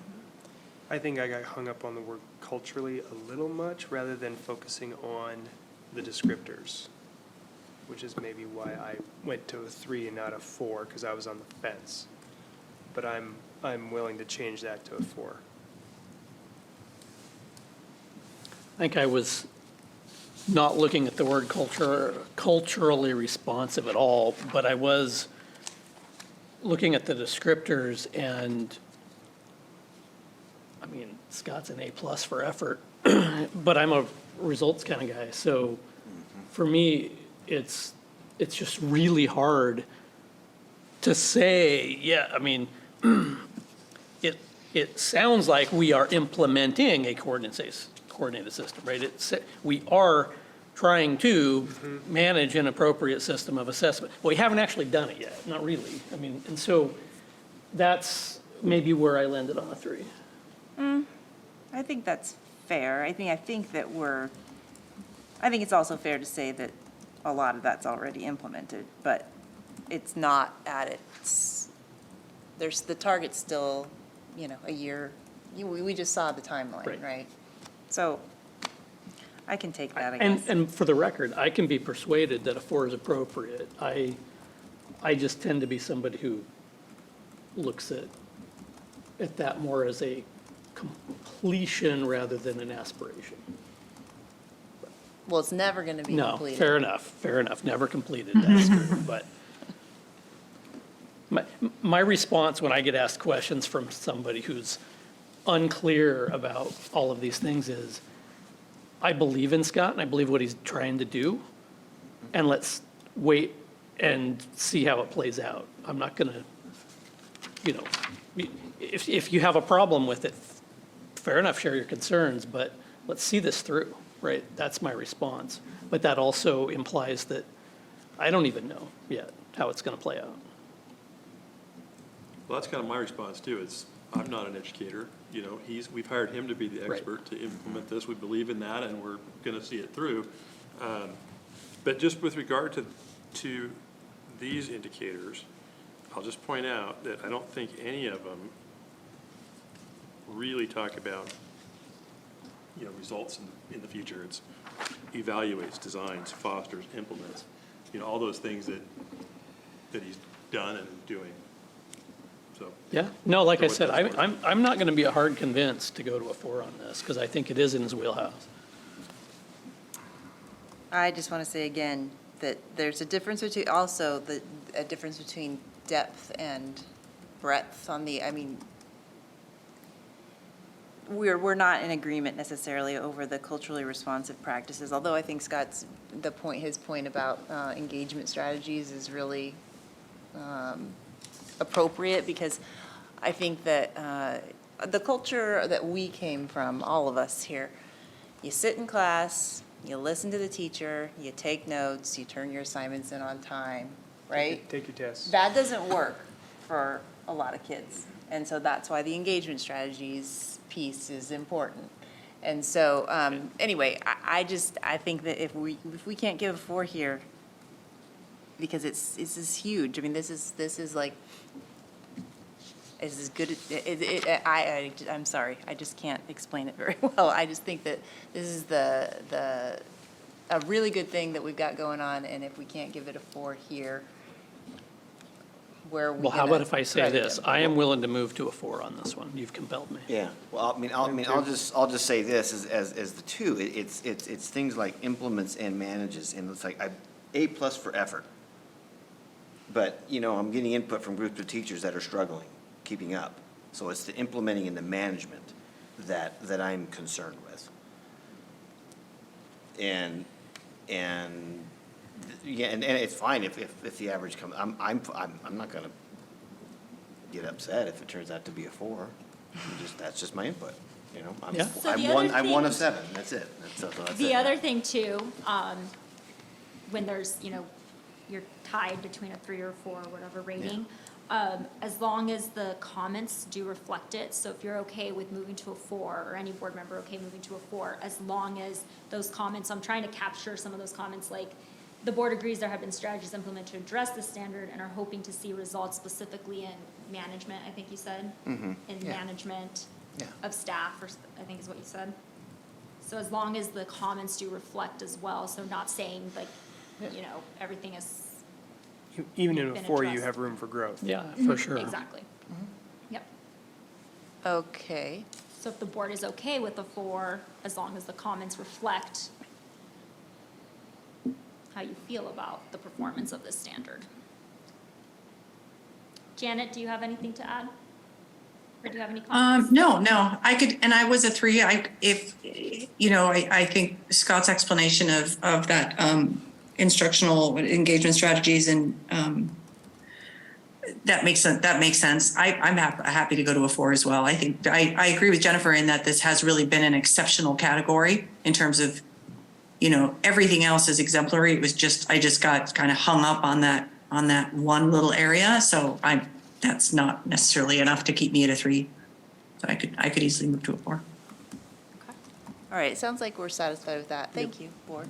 But I do want to make sure that Tom's comments. They did.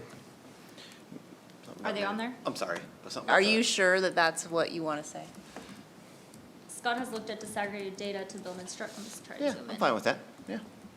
The board agrees that all standard descriptors have been met, and the board agrees that there have been strategies implemented to address the standard and are hoping to see results specifically in management of staff. I'm fine with that. I don't understand the Or staff. Yeah, the that doesn't management of make- staff. That That's, doesn't make sense to me. that's because I don't manage the staff at the school level. I manage the principals who manage the staff. So I just need that clarified for me. Yeah, you use the word management, so that's why I typed it up there. But yeah, if you can Oh, clarify. So if you want me to do a better job of managing the principals who are managing the staff, that would be important for me to know. Well, I'm just, okay, I just need help clarifying that. I think I know what he was aiming for, and I'm trying to think of better wording too. I mean,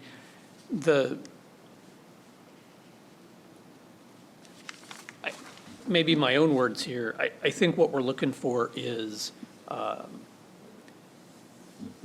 training is the wrong word, they're getting training, but buy-in, whatever that means, right? How do we get everybody on board with this plan? Because I don't think we're quite there yet. So maybe that's the piece that I saw, and maybe, Tom, am I on your, I know what you're saying, how do you get everybody on board? yeah. Buy-in from all staff. Buy-in, there's the No, word. just, I don't know, they're tired, they're exhausted, I don't know. How do you write that? I don't know if the signal's getting through. That's what I'm saying. Exactly. You know, is the right. signal, how do I know the signal's getting through? Or I'm just concerned say- that some signals are not getting You through. just say that, or not even say results, You but know, just. and say it in administrative speak, you know, I'm trying to. So.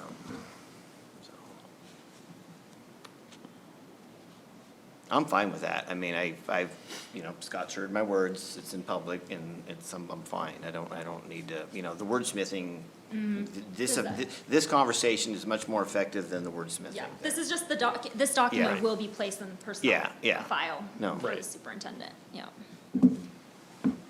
Does that clarify? All staff's a pretty high, Or just staff? yeah. Well, that's the same, yeah. How about increasing buy-in from staff? An increase? Well, that's not good either. No, take it back, take it back. That we do have significant buy-in, and more would be great. Right. You know, so Oh, do you want I just don't know how Increase to buy-in, write yeah. Or that. just Yeah. more, Yeah, I don't know, increase the budget. Sure. more buy-in from staff? How about how about if we say hoping to solidify, There you go. Maybe that's, yeah. you know, Greater, solidify greater buy-in sure, something like from that. staff. Just solidify. You don't need greater, I don't Okay. think. That's up to the board. Take Yeah, greater out. take greater out, I think it's better. You guys I happy like with that? I'm good with that. Good with that? Janet? Yep, see you nodding. Yep. Okay. Okay. All right, let's go to Next. standard 5, communication and community relations. And then there's just 2 3s, and the rest were 4, so the majority 4. Right.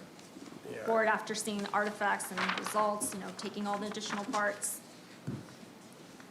Yeah, I mean, I don't think there's anything that says that he's less than a 4 on this, that, you know, the cadence of communication we get out by our means, mainly being Parent Square, right? That's our main vehicle to communicate out.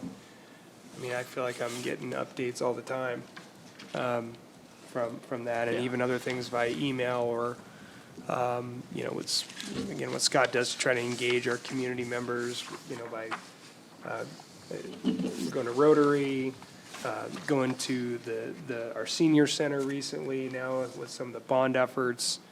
I do see an active engagement from Scott on multiple levels to try to engage multiple community members, community groups as much as he can. And again, the communication cadence from the office and about what's going on in the district, at least I'm going to say maybe from a parent-centric lens, because I still fit into that, is pretty solid. No argument from me.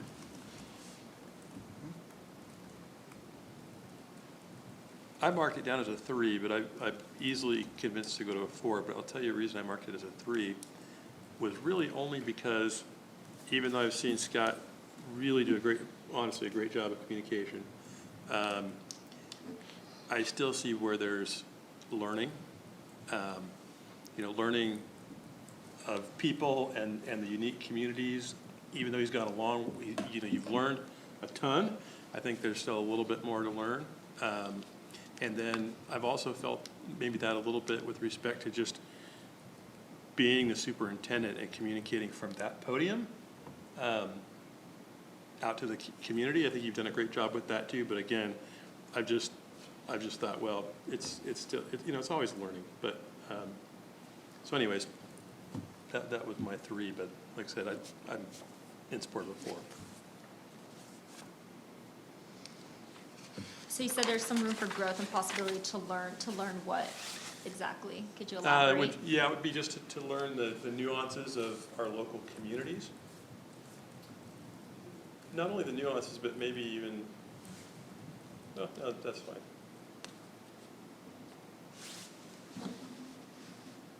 I was gonna say this.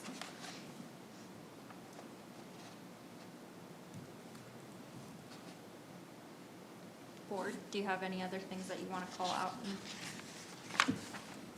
the comment? One thing that I think has been important that I've observed is his ability to really kind of identify specific members of the community who have a specific skill set that he can leverage and direct and point toward a given purpose, right? So he's been very strategic in a really good way, I think, in saying, these are community members who would be really effective in this project because of their skills, their knowledge, their community engagement, their connections, whatever it is. These folks over here, he doesn't just sort of blanket it out. I think he's been very targeted in soliciting really, really good input, from specific community members. And I think that's just been smart. And he also pivots constantly back to the community. And the bond, again, is a good example of this, but he does this this is your district, these are your schools. And he pivots back and he puts that on the community, I think, which is appropriate. He puts that responsibility back in the hands of the community to say, this is yours. What do you want to do with it? I think that's just been really effective in a lot of different places.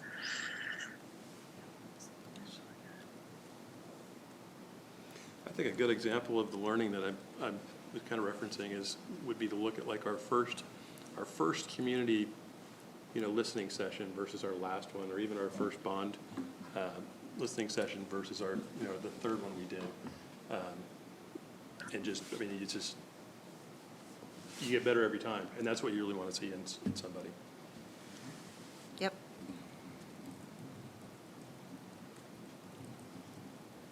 I think what you're trying to say is like including them in like the decision-making process. Is that what you were trying to say?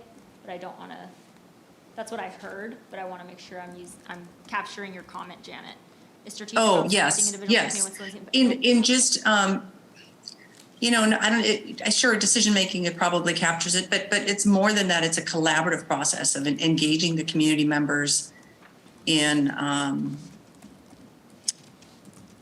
it was everything from the bond process to the long-range planning facility to policy making, just anywhere he can, bringing in those skill sets. And I think it just helps the overall community buy-in. And now then you've created diplomats, right? You've created disciples that go out and spread the word. I think that's been really effective. So given the comments, is the board at a 4 or 3? We're at 4, I believe. Yeah, we're at 4. I think 4. I think we're at a 4.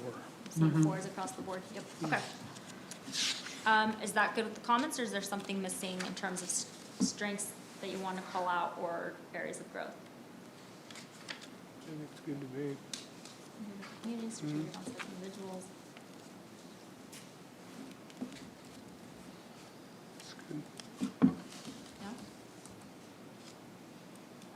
All right. Okay. Move on. Standard 6, effective organizational management.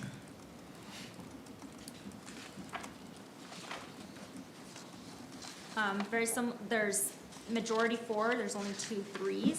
Based off where you're at in the discussion, are those 3 still remaining at a 3?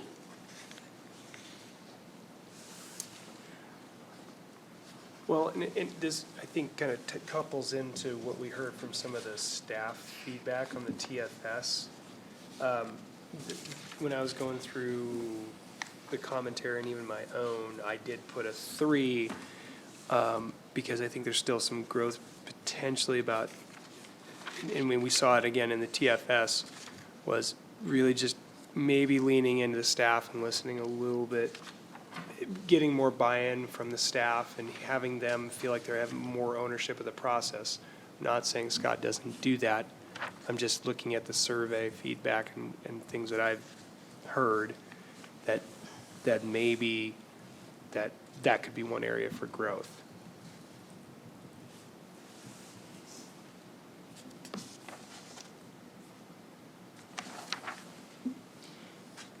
Yeah, I actually rated a 4, but I did write, and I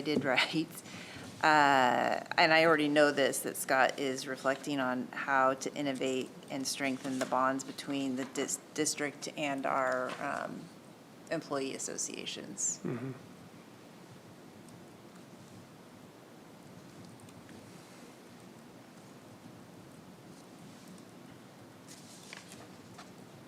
That's a strength.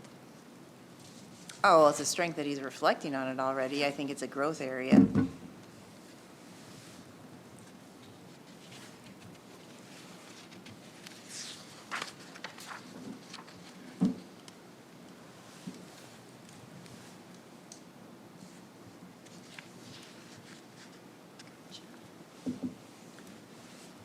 I give this one a 4, and I've been rereading the descriptors.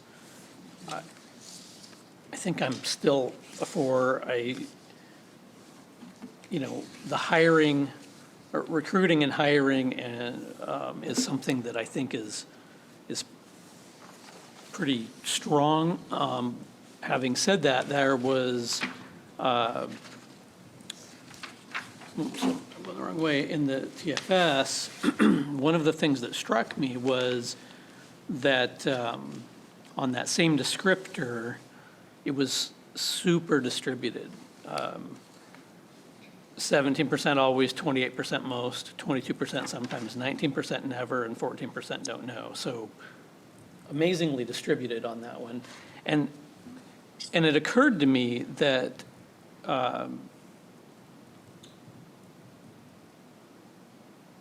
maybe the concern is that we're not retaining certain people. I've heard teachers say, I know teachers that have left, and I don't have data to back up whether that's true or not, but I'm wondering how we get 19% as a never on that descriptor. And yes, it's a small sample set, like Janet said. And, Well, clearly somebody went through and put never on almost all of them. At least one person. one person So- seemingly did, but 19% is going to give you more than one person. And I don't know, having said all of that, I'm having trouble coming off of a 4 on this one. Even the trouble with, I don't know if trouble's the right word, but the continued work on bargaining, I don't believe is really directly a result of what at least I'm seeing from Scott and his leadership team. So I'm happy to stay at a 4 on this one.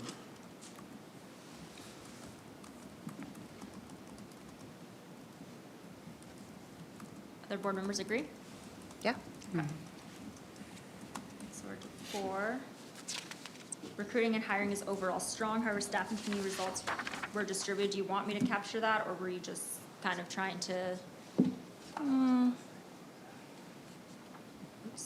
trying to highlight that. Do you feel strongly about that, Jonathan, about including that? I don't know if it has to go in Or this just final say comment. how I it think worked. it's interesting. Just interesting. But we don't need it in this sentence or this paragraph. You want to remove it, you said? Yeah, that's fine. Yeah, okay. Oops. So recruiting and hiring is overall strong. One area. Well, the processes, and I think Recruiting hiring process. the process is strong. I know we've had trouble actually recruiting and hiring people for certain positions, so that may, The system. That's an right. education problem. that's an all over education now. problem. Yeah. Recruiting hiring process is strong. One area of growth could include more buy-in from staff and having them have more ownership or feel. Is that what you were saying there with ownership? I don't remember ownership I don't being a like- part of the discussion. So is that buy-in from staff regarding hiring? Yeah, I don't know about Because the we buy-in. go to great lengths to include staff and community in hiring for leaders. Those are decisions I make as a superintendent. Principals hire teachers, but we set the process. The only one I said was listening to staff was, it was particularly to implementing and programs and systems that affect our students. Just getting feedback from that. We don't have to put that in, but Yeah. that's the only thing that I earlier said where we need to listen to. I guess I just don't staff understand the more. buy-in. What does You that want to say mean? feedback? Okay. I didn't say buy-in, more lead, listen in, listen to. And how can we relate that to the standards? Maybe that's what will help. I think there needs to be, when it says one area of growth, there needs to be, what's that area of growth pointing to? Because when I read that, I think it's referring to the recruiting and hiring process. Yeah, no, that's, Yeah, so can we just take that out for now? This whole thing right here? so number 3, creates and maintains organizational No, structures. not the whole thing, Sorry, this. just right the here. second. Yeah. It's just, I'm not highlighting. The impact on student learning is one of the standards. Okay. And that's where I just said, the only piece of feedback that I said would be really continuing having that dialogue and feedback from our educators and staff to make sure that we're implementing which is right for the educational development of our student learning. That makes sense to me. Have continuous feedback Yeah, from staff. make sure we're implementing the right systems to positively affect student learning.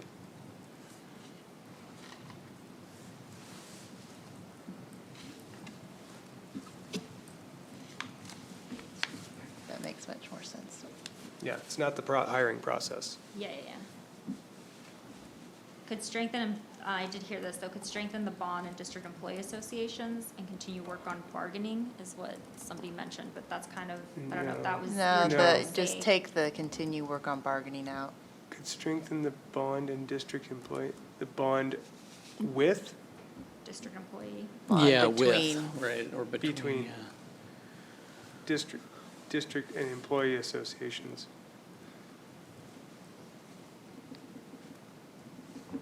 And then does that capture your comment, having continuous feedback from staff to make sure the right systems are being implemented to affect student learning? I don't like could strengthen, if anybody else disagrees, I continue to strengthen, because I do think Scott has taken very, very deep steps this past year and even years prior, but especially this year with our professional organizations. So I don't think, continue. Yep. Okay. Everybody else feel okay with the comments? Yeah. Yep, thumbs up. All right, let's move on. Standard 7, effective financial management.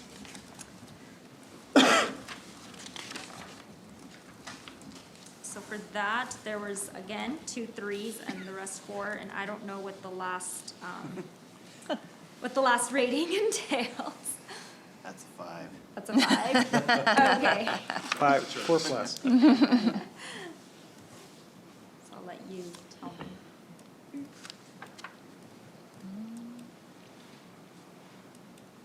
I really enjoyed the feedback that everybody, the comments. I rated a 4, and I still appreciate comments about just making budgets, not even budget per se, but allocation decisions really clear. Easier to I think understand. you've mentioned that in the past too, so I think I can, I didn't give that as feedback, but I appreciated that feedback that was given. I kind of made a note of that on the side and reading through all the comments that, just really making sure that the budget message, the budget, the why behind the budget's continuing to be clearer and clearer. Yeah, I really think this is important. I noted tonight, that the presentation on the combined SIA and other monies, that was fantastic. It was really clear. It was, you know, I'm a numbers guy, I can see all the numbers, but it also was super evident why we're choosing to put money into different pots and how that's working. And to tie it directly to each of the standards. Right, yeah, absolutely. I'd love to see more of that type of conversation in our budgeting process. I have zero concern with our financial team as far as maintaining accurate books, as far as being 100% ethical, and like, I have no concerns there. My only feedback continues to be this sort of, how do we message it so that everybody understands it and we can get away, hopefully, from the there's money hidden everywhere in the system comments. We need to find a way to get rid of that. And if we do that, I'm a 4 all the way. So that's, for me, that's my feedback. I just looking at the three standards that there are, and I mean, the answer, well, I'm not really too sure what number 2 refers to, but 1 and 3, that to me, those are to me 4 all the way. And for whatever 2 means, implementation of district resources aligned with the budget adopted by the board, I would say that's a 4 as well. So to me, he gets 4s Yeah. across those 3 standards. I agree. I think that those indicators or descriptors, I'm not sure what we're calling them, the 4, I would put a 4 based on all of those. And then that feedback that was given is like just extra. I can certainly be convinced of that.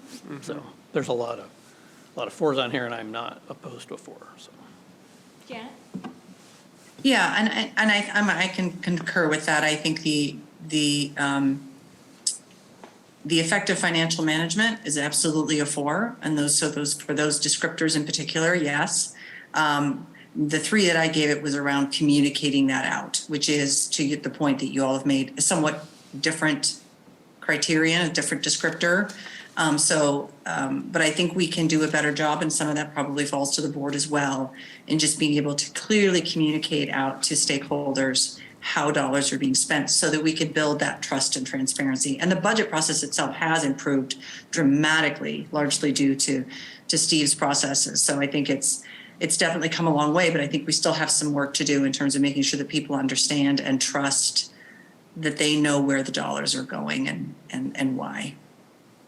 But I'm fine with it being a 4 and just noting that as an area that we really would collectively focus on, I think. Yeah.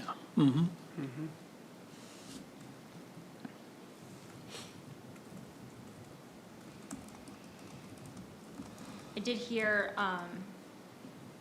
2 pieces that you want to have, the message be clear to the community, but also you want to continue to have opportunities to have conversations about the budget, right? The board and the.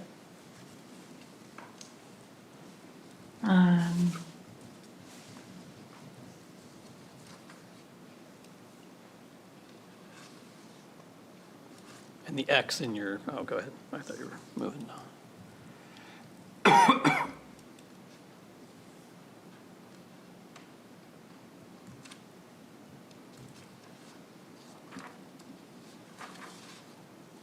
Budget works, is that what?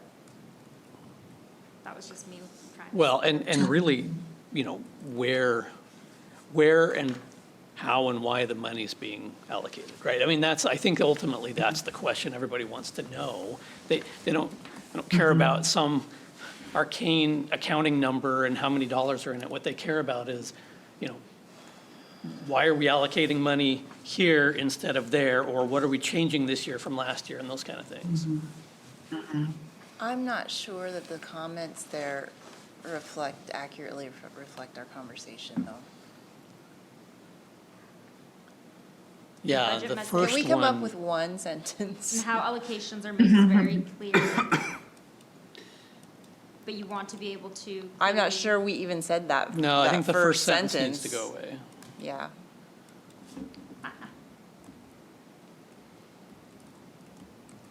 Can we just say that, like, all, well, I don't even care about that part. Where are Okay, you? that's good. Second sentence is Oh, good. okay. Can we remove the first sentence? Yeah, it needs to go. Oh, you don't want this first sentence? No. No. You agree that it's very clear? Mm-hmm. Oh, okay.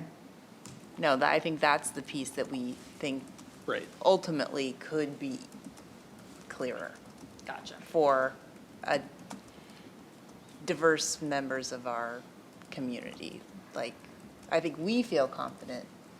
I think that making, Oh, yeah, I making was things just- really accessible Right. to a wide range of people is like, Gotcha. I was just putting it as a strength that you were mentioning as a board. That's why I had it on there. But I might have misunderstood. All right. That better?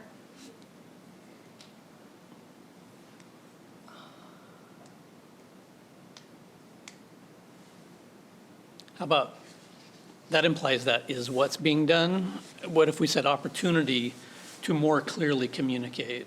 Do we also want to have a statement before that, just that we think he's making good, yeah, that's fine. I Um, think that's great. How about, what, I got an example in here I can use. Like Scott and the business team continue to make, sound finance, continue to, implement sound fiscal decisions in line with our current budgetary constraints to keep our, district in a Right. good position, so to speak, if that makes sense.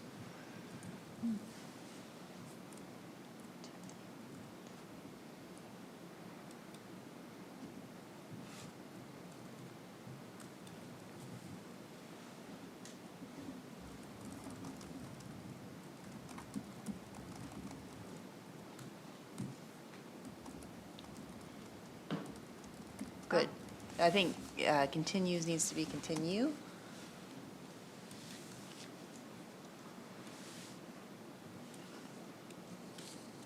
There's an opportunity to clearly, I think that's why that's there.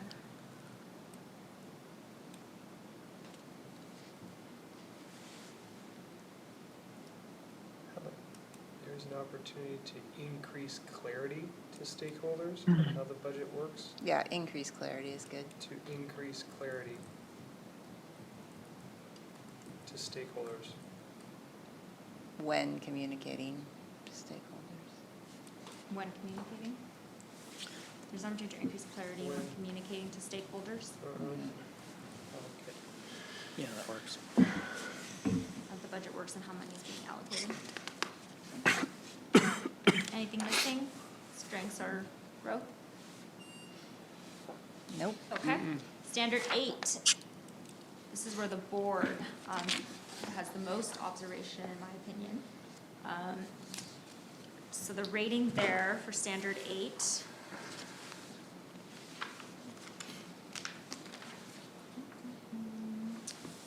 There's 2 3s and 1 2 and the rest 4s. So there's, again, similar, there's a bit of some mixed ratings from the board. And now given, what you've seen, what you've heard, and the artifacts and the results, what do you, this was not a standard in the TFS summary results that was selected, but in the artifacts, there were a couple mentions from the superintendents.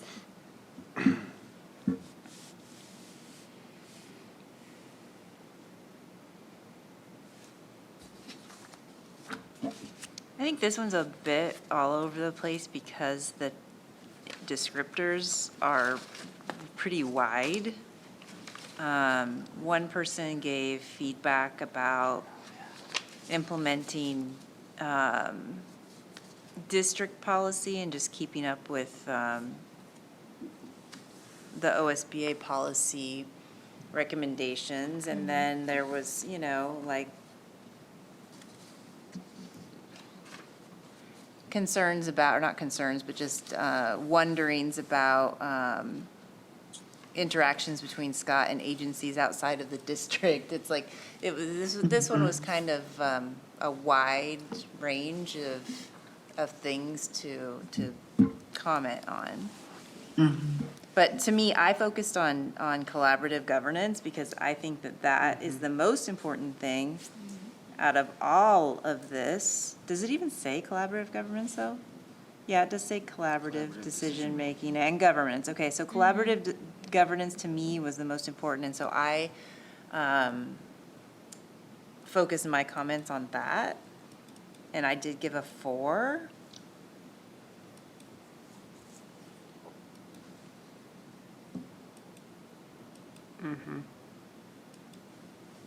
I was a fence sitter. I gave a 3, but primarily because some of these, like you said, some of the descriptors were really difficult to really know. I mean,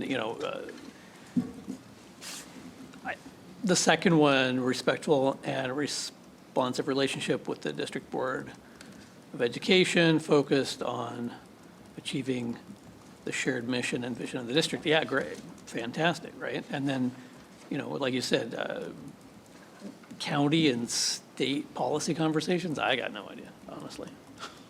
So, I don't know. I was just sort of 3 as a ballpark. I don't really know where to go with this, but 4, I could be convinced totally, so. Well, I think I focus on like the what and the why. Like Scott really does a good job of communicating to us about what he's doing to lead the district and why, and getting our feedback consistently. So that's, to me, that was the crux of the standard, but that's just one person. Well, I see 4 4s, and I don't have a problem particularly with a 4 here, and so I guess unless a 4 wants to change, I think we're a 4. There is 1, 2, so I don't know if there's a board member who feels strongly, or Janet, do you have comments or anything? I think I'm struggling with this one because I agree with Jennifer that it's sort of all over the map in terms of, and those are potentially 3 very different categories: policy, governance, and advocacy. I mean, they're all related because they're not instructional, right? So I can see why they got lumped into the same standard, but they're also very distinct. And so I think that's why I'm struggling a little bit with how, and I think we've all sort of addressed it from sort of a different angle. So, I was the one who focused on sort of the policy work. I think we need to stay on top of that. And that's not necessarily, again, that's more of a collective goal. So it doesn't seem fair to say, well, this is a rating that I've given for Scott in this area necessarily, because it's just a general area where I feel like we need to make sure we focus. So I'm fine with a 4 because I think overall it's excellent, but I think I'm a little disappointed with the standard being all lumped together. I think it makes it difficult to evaluate. So I'll just remind the board to, and I think some of you have mentioned it, look at the descriptors when you're looking at the standard, because it's supposed to capture the descriptors, I think, the standard. But, yeah. Yeah. So given that, does the board want to agree to a 4, or? I'm okay for a 4. Yeah. Thumbs? Okay. Lori, you good with 4? Okay. So I only heard, one thing, exemplarize collaborative governance, policy was called out, but what specifically do you want to mention? There were a lot of different areas that were covered. The governance, which is the collaborative governance piece, policy, which is, making sure you're keeping up to date with policy. There's also a couple places where the board, you called out the relationship. That's important too, the relationship and understanding the why, like Jennifer said. I think that's a big note, like actively, at that, something about his relationship with all of us, I think, needs to be stated, because I think he embodies that at the highest level, working to communicate with each one of us, not only as a collective board, but individually, yeah, I think that's a big, strong part there.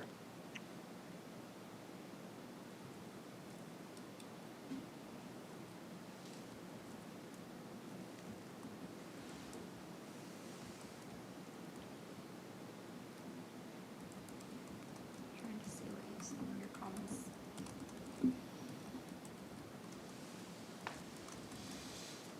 So you want to call out the relationship with the board is strong.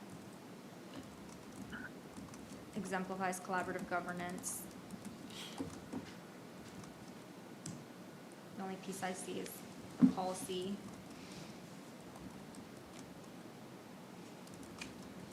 What other themes do you want to call out? Or comments?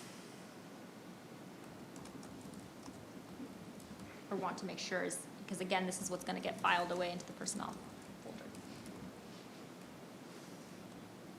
Can we say Scott's relationship with the board is strong?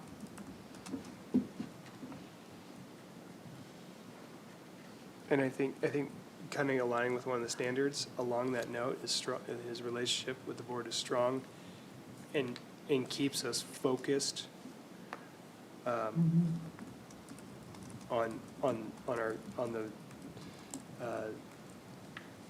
the vision, the strategic vision of our district, because that aligns to one of the standards. Sorry, it's getting late. I'm having a hard time getting words out right now. Yep, these I've are been long having a hard nights. time for at least an hour.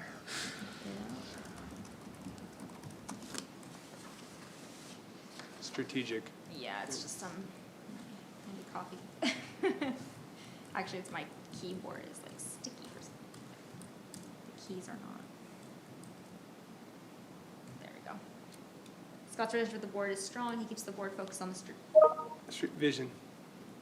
I had that on there. It just got deleted. Vision of the district exemplifies collaborative And governance. keeps, just blend the first sentence, is strong and keeps the board focused.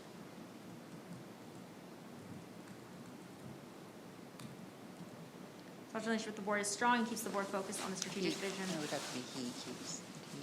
With the board And is he keeps, strong. sorry, And he keeps the board focused on the strategic vision of the district. vision of the district.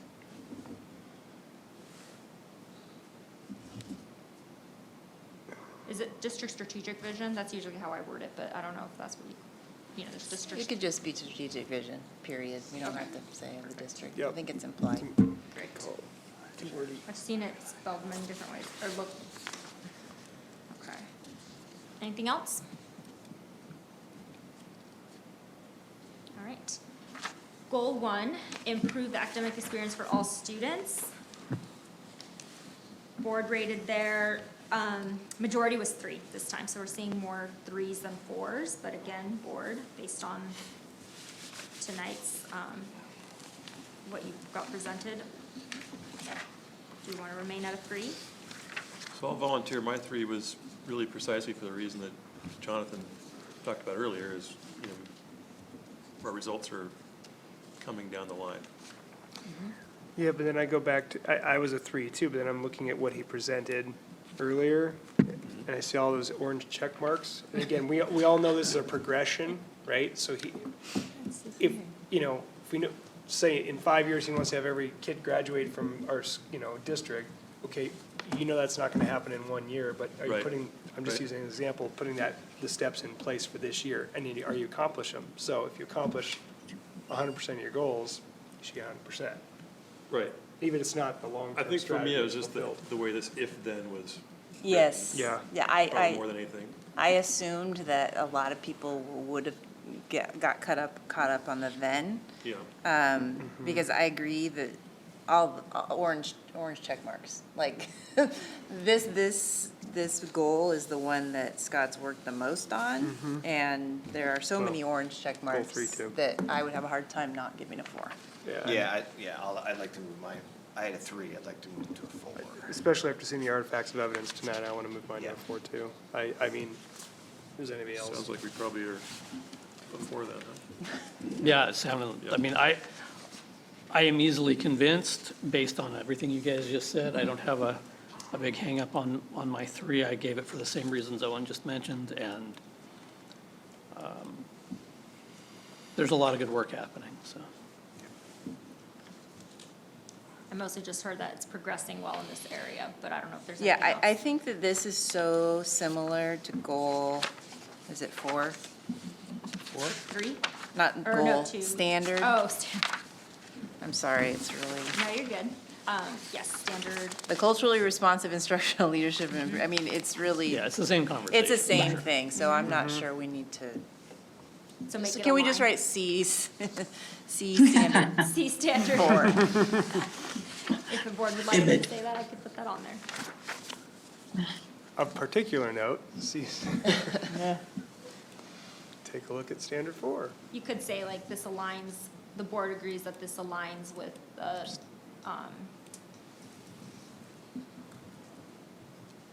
or the board would like to know.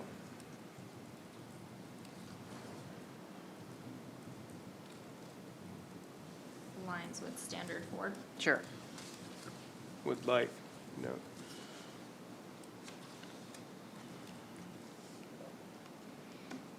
Change look to like. Change what, sorry? Look to like. Oh, I'm sorry. We're all struggling. All right, the board would like to note that this goal aligns with this, with standard 4. Good. Okay. Goal 2.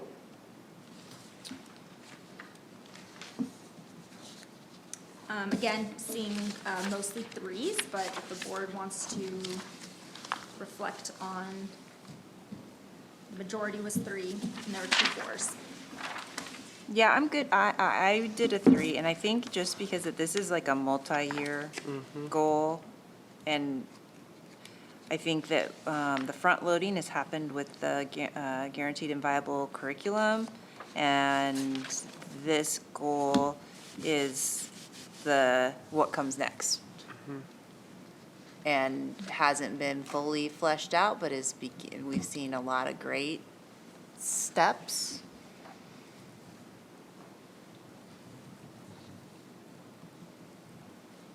It's still in the implementation phase. Yeah. Yeah, I thought of that as well as the hiring piece as being part of the infrastructure.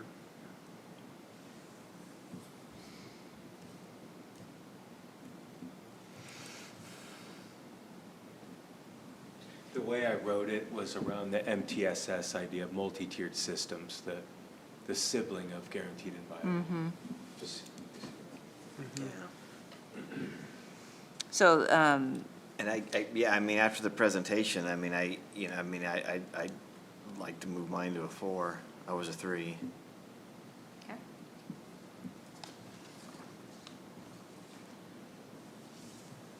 There's still a couple 3s. Yeah. Now you're split, 3 4s. yeah, I could do 4. Oh, okay. I'm one of the 3s, but just because it just hasn't been quite as robust as the other I mean, 2 goals, but, I mean, everything is, my comment was, this is in progress, and I'm eagerly awaiting the results, but everything's lined up to produce, it looks great, yeah, so. we got the code of conduct, PBIS, principal surveys, PlayWorks, communities, circle time for elementary. You want to say programs in place or systems? Systems and programs? You 'Cause I pick. think it'd be good Systems, I to- think. Systems. Systems. Encapsulates programs. I think that calling out what you just said, such as PlayWorks, PBIS, PBIS, code of conduct. Speaking of PBIS, my kid comes home every day and tells me how safe, respectful, and responsible he is. That's like the mantra of PBIS. So it's working. That's evidence right It's working at Silverton Middle School. Getting through. And The message is getting he's through. talking about falcon feathers. He's applying it to the real world. Yep. how's that, just calling out some of the systems? Yep. And then I heard mostly 4s now, I'm but I okay want to with make sure that. that's correct.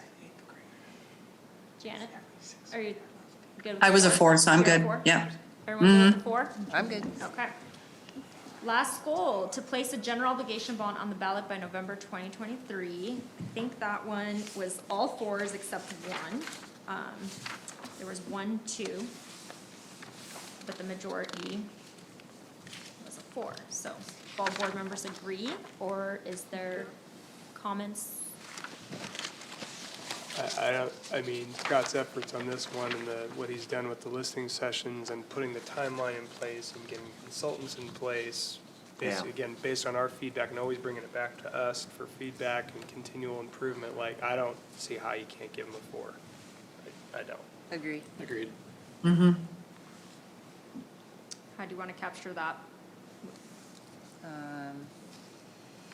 There has, Scott has put,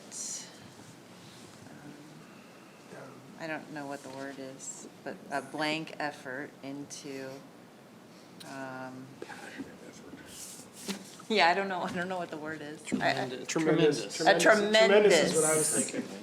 A tremendous effort into this goal because it is of dire need for our school district.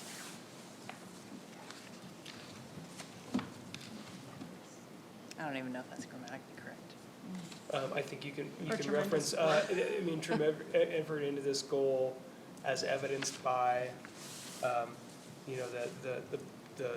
bond planning timeline, organizing of consultants, or hiring of consultants, Organizing community. organizing the community listening sessions. Mustering staff. That was a To attend. great word. Did you put that in there, mustering staff? I think so. I was impressed with and that. mustering staff. Yeah. Did you spend time on a boat before? Scott has put a tremendous effort into this goal as evidenced by the bond planning timeline, hiring of consultants, organizing listening sessions, and mustering staff. Yes. I like that. Good? That's a 4? I give it Oh, a yes. 4 on that? Is that? The board agrees? Mm-hmm. Okay. All right. So that is done. I'm gonna save this. So just to kind of make sure it was captured right, 4 for goal 3, 4 for goal 2, goal 1, 4, standard 8, 4, standard 7, 4, standard 6, 4, standard 5, 4, standard 4, 4, standard 3, 3, standard 2, 4, and standard 1, 4. All right, so I'm gonna save this, and then you are going to, next step is for the board to, adopt this at your next board meeting as the summative evaluation. And you're gonna send it to us? Yes, correct. And can you send us a press release as well? Do you want me to send you a draft press release? A draft press Sure, release? yes, That would be- I can do that based on the results. Should you send it to just us or everybody? What's that? Do you want to just send it to us for now, or just send it to the whole board? Oh, send it to us, and then we'll put it on the Yeah, board book. send it to Jennifer and I, and then, Yeah, so the board chair, yeah. Yeah. Sometimes the board will ask the board chair to create that, but I can, do you want me to send you a sample, or do you want me to kind of take what you have and put it into a template? Go for it, Janet. Okay. All right, sounds good, and just make sure it aligns with this document. Yep. Perfect. All right, well, that concludes the summit evaluation, and then you'll just, can see that one more time, Scott, and ask any clarifying questions, and then adopt it. Thank you all. Thank you. All right. Without objection, meeting adjourned.